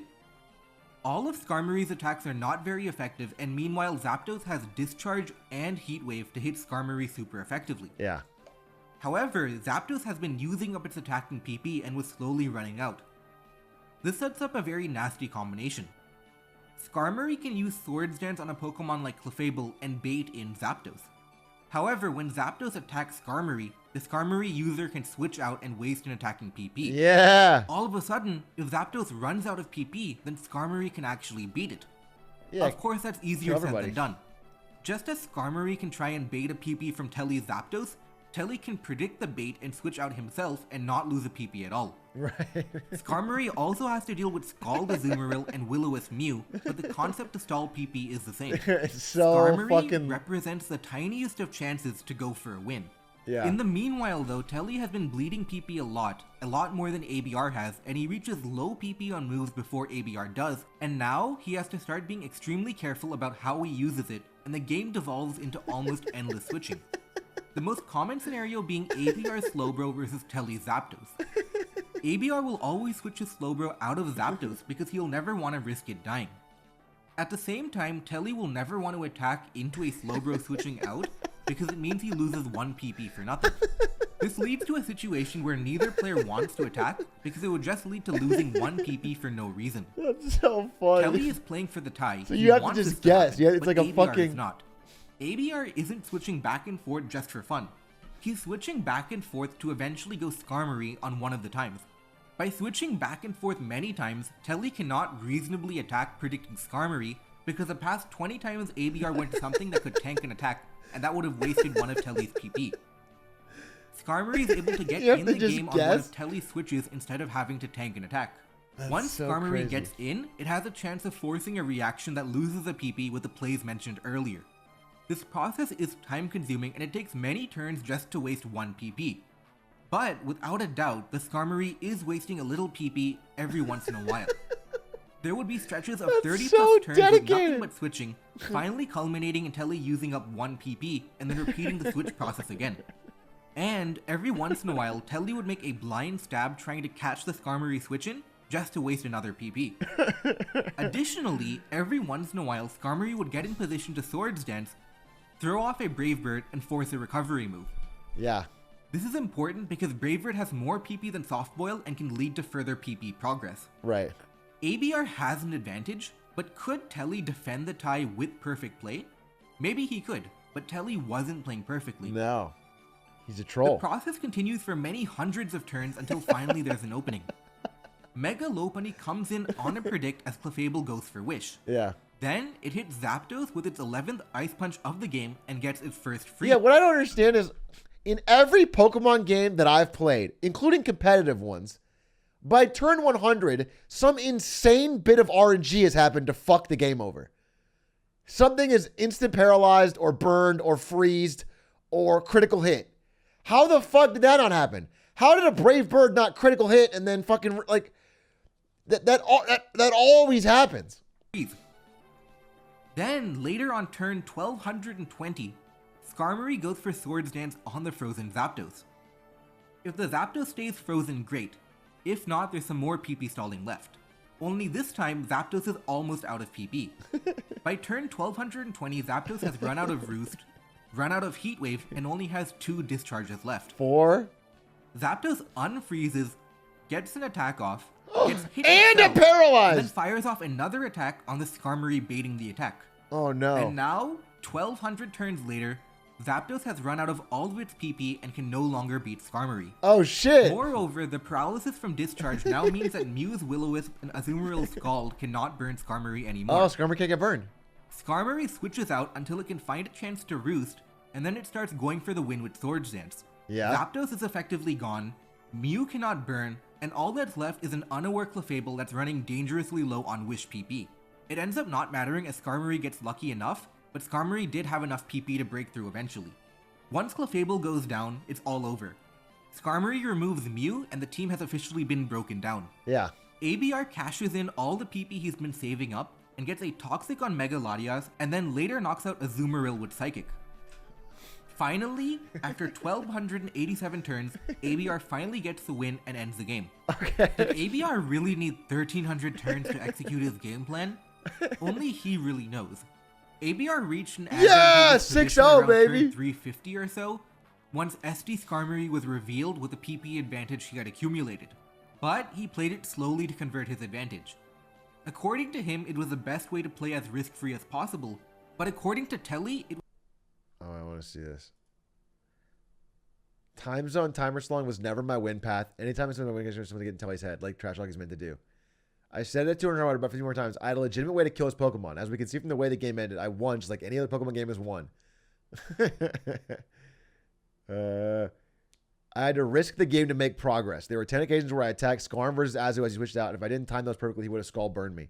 Yeah, it was the best way to play True. as risk-free as possible, but according to Telly, it was pointless switching just to bad manner him and keep the game going. And what happened after that series? Well, quite a few things actually. The rules on tying a game became slightly modified. In addition to the ability for players to agree on a tie, there would now be a 1000 turn hard cap on a game. Oh shit! If a game reaches that limit, it is automatically tied. While it's true that there are rare cases where a winning strategy would legitimately take 1000 turns to execute, it was deemed unreasonable for anyone to have to play that long, and the 1000 turn limit was implemented. Okay, that's good. Few games have ever gone that far, and it mainly serves as a theoretical limit without interfering with most legitimate strategies. If two players know that the game can be forced into 1000 turns, they'll likely agree to a tie instead of playing it out. ABR would go on to become the greatest player of all time, and unfortunately Telly would go on to later get permanently banned from Wow! Talk about two roads diverging. He became the greatest player of all time. I guess if you're committed, if you can see the line and you grind out a 1300 turn game against a fucking troll player who's probably trash talking, you have to be committed to becoming the greatest player. You have to be, that Pokemon matters to you. And unfortunately, Telly would go on to later get permanently banned from Smogon with issues related to harassment and trolling. He has not been seen since. Damn, dude. What do you think of the tournament coverage? Do you like listening about the best games in Pokemon history? Yeah, that was hype. That was hype. That was hype. That was hype. That was hype. Good video. Good video. Actually, super interesting. How long the game? Yeah, I wonder what the real time of the game was. How long is a 1300 turn Pokemon? Because each turn takes a while.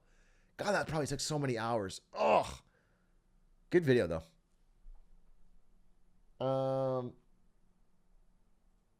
He's asking you questions. Let me see. What is the question? Where did he go?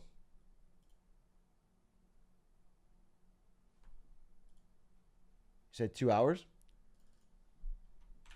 Freeze-Eye user. Freeze-Eye. Let's see. He said. Oh, he didn't say anything.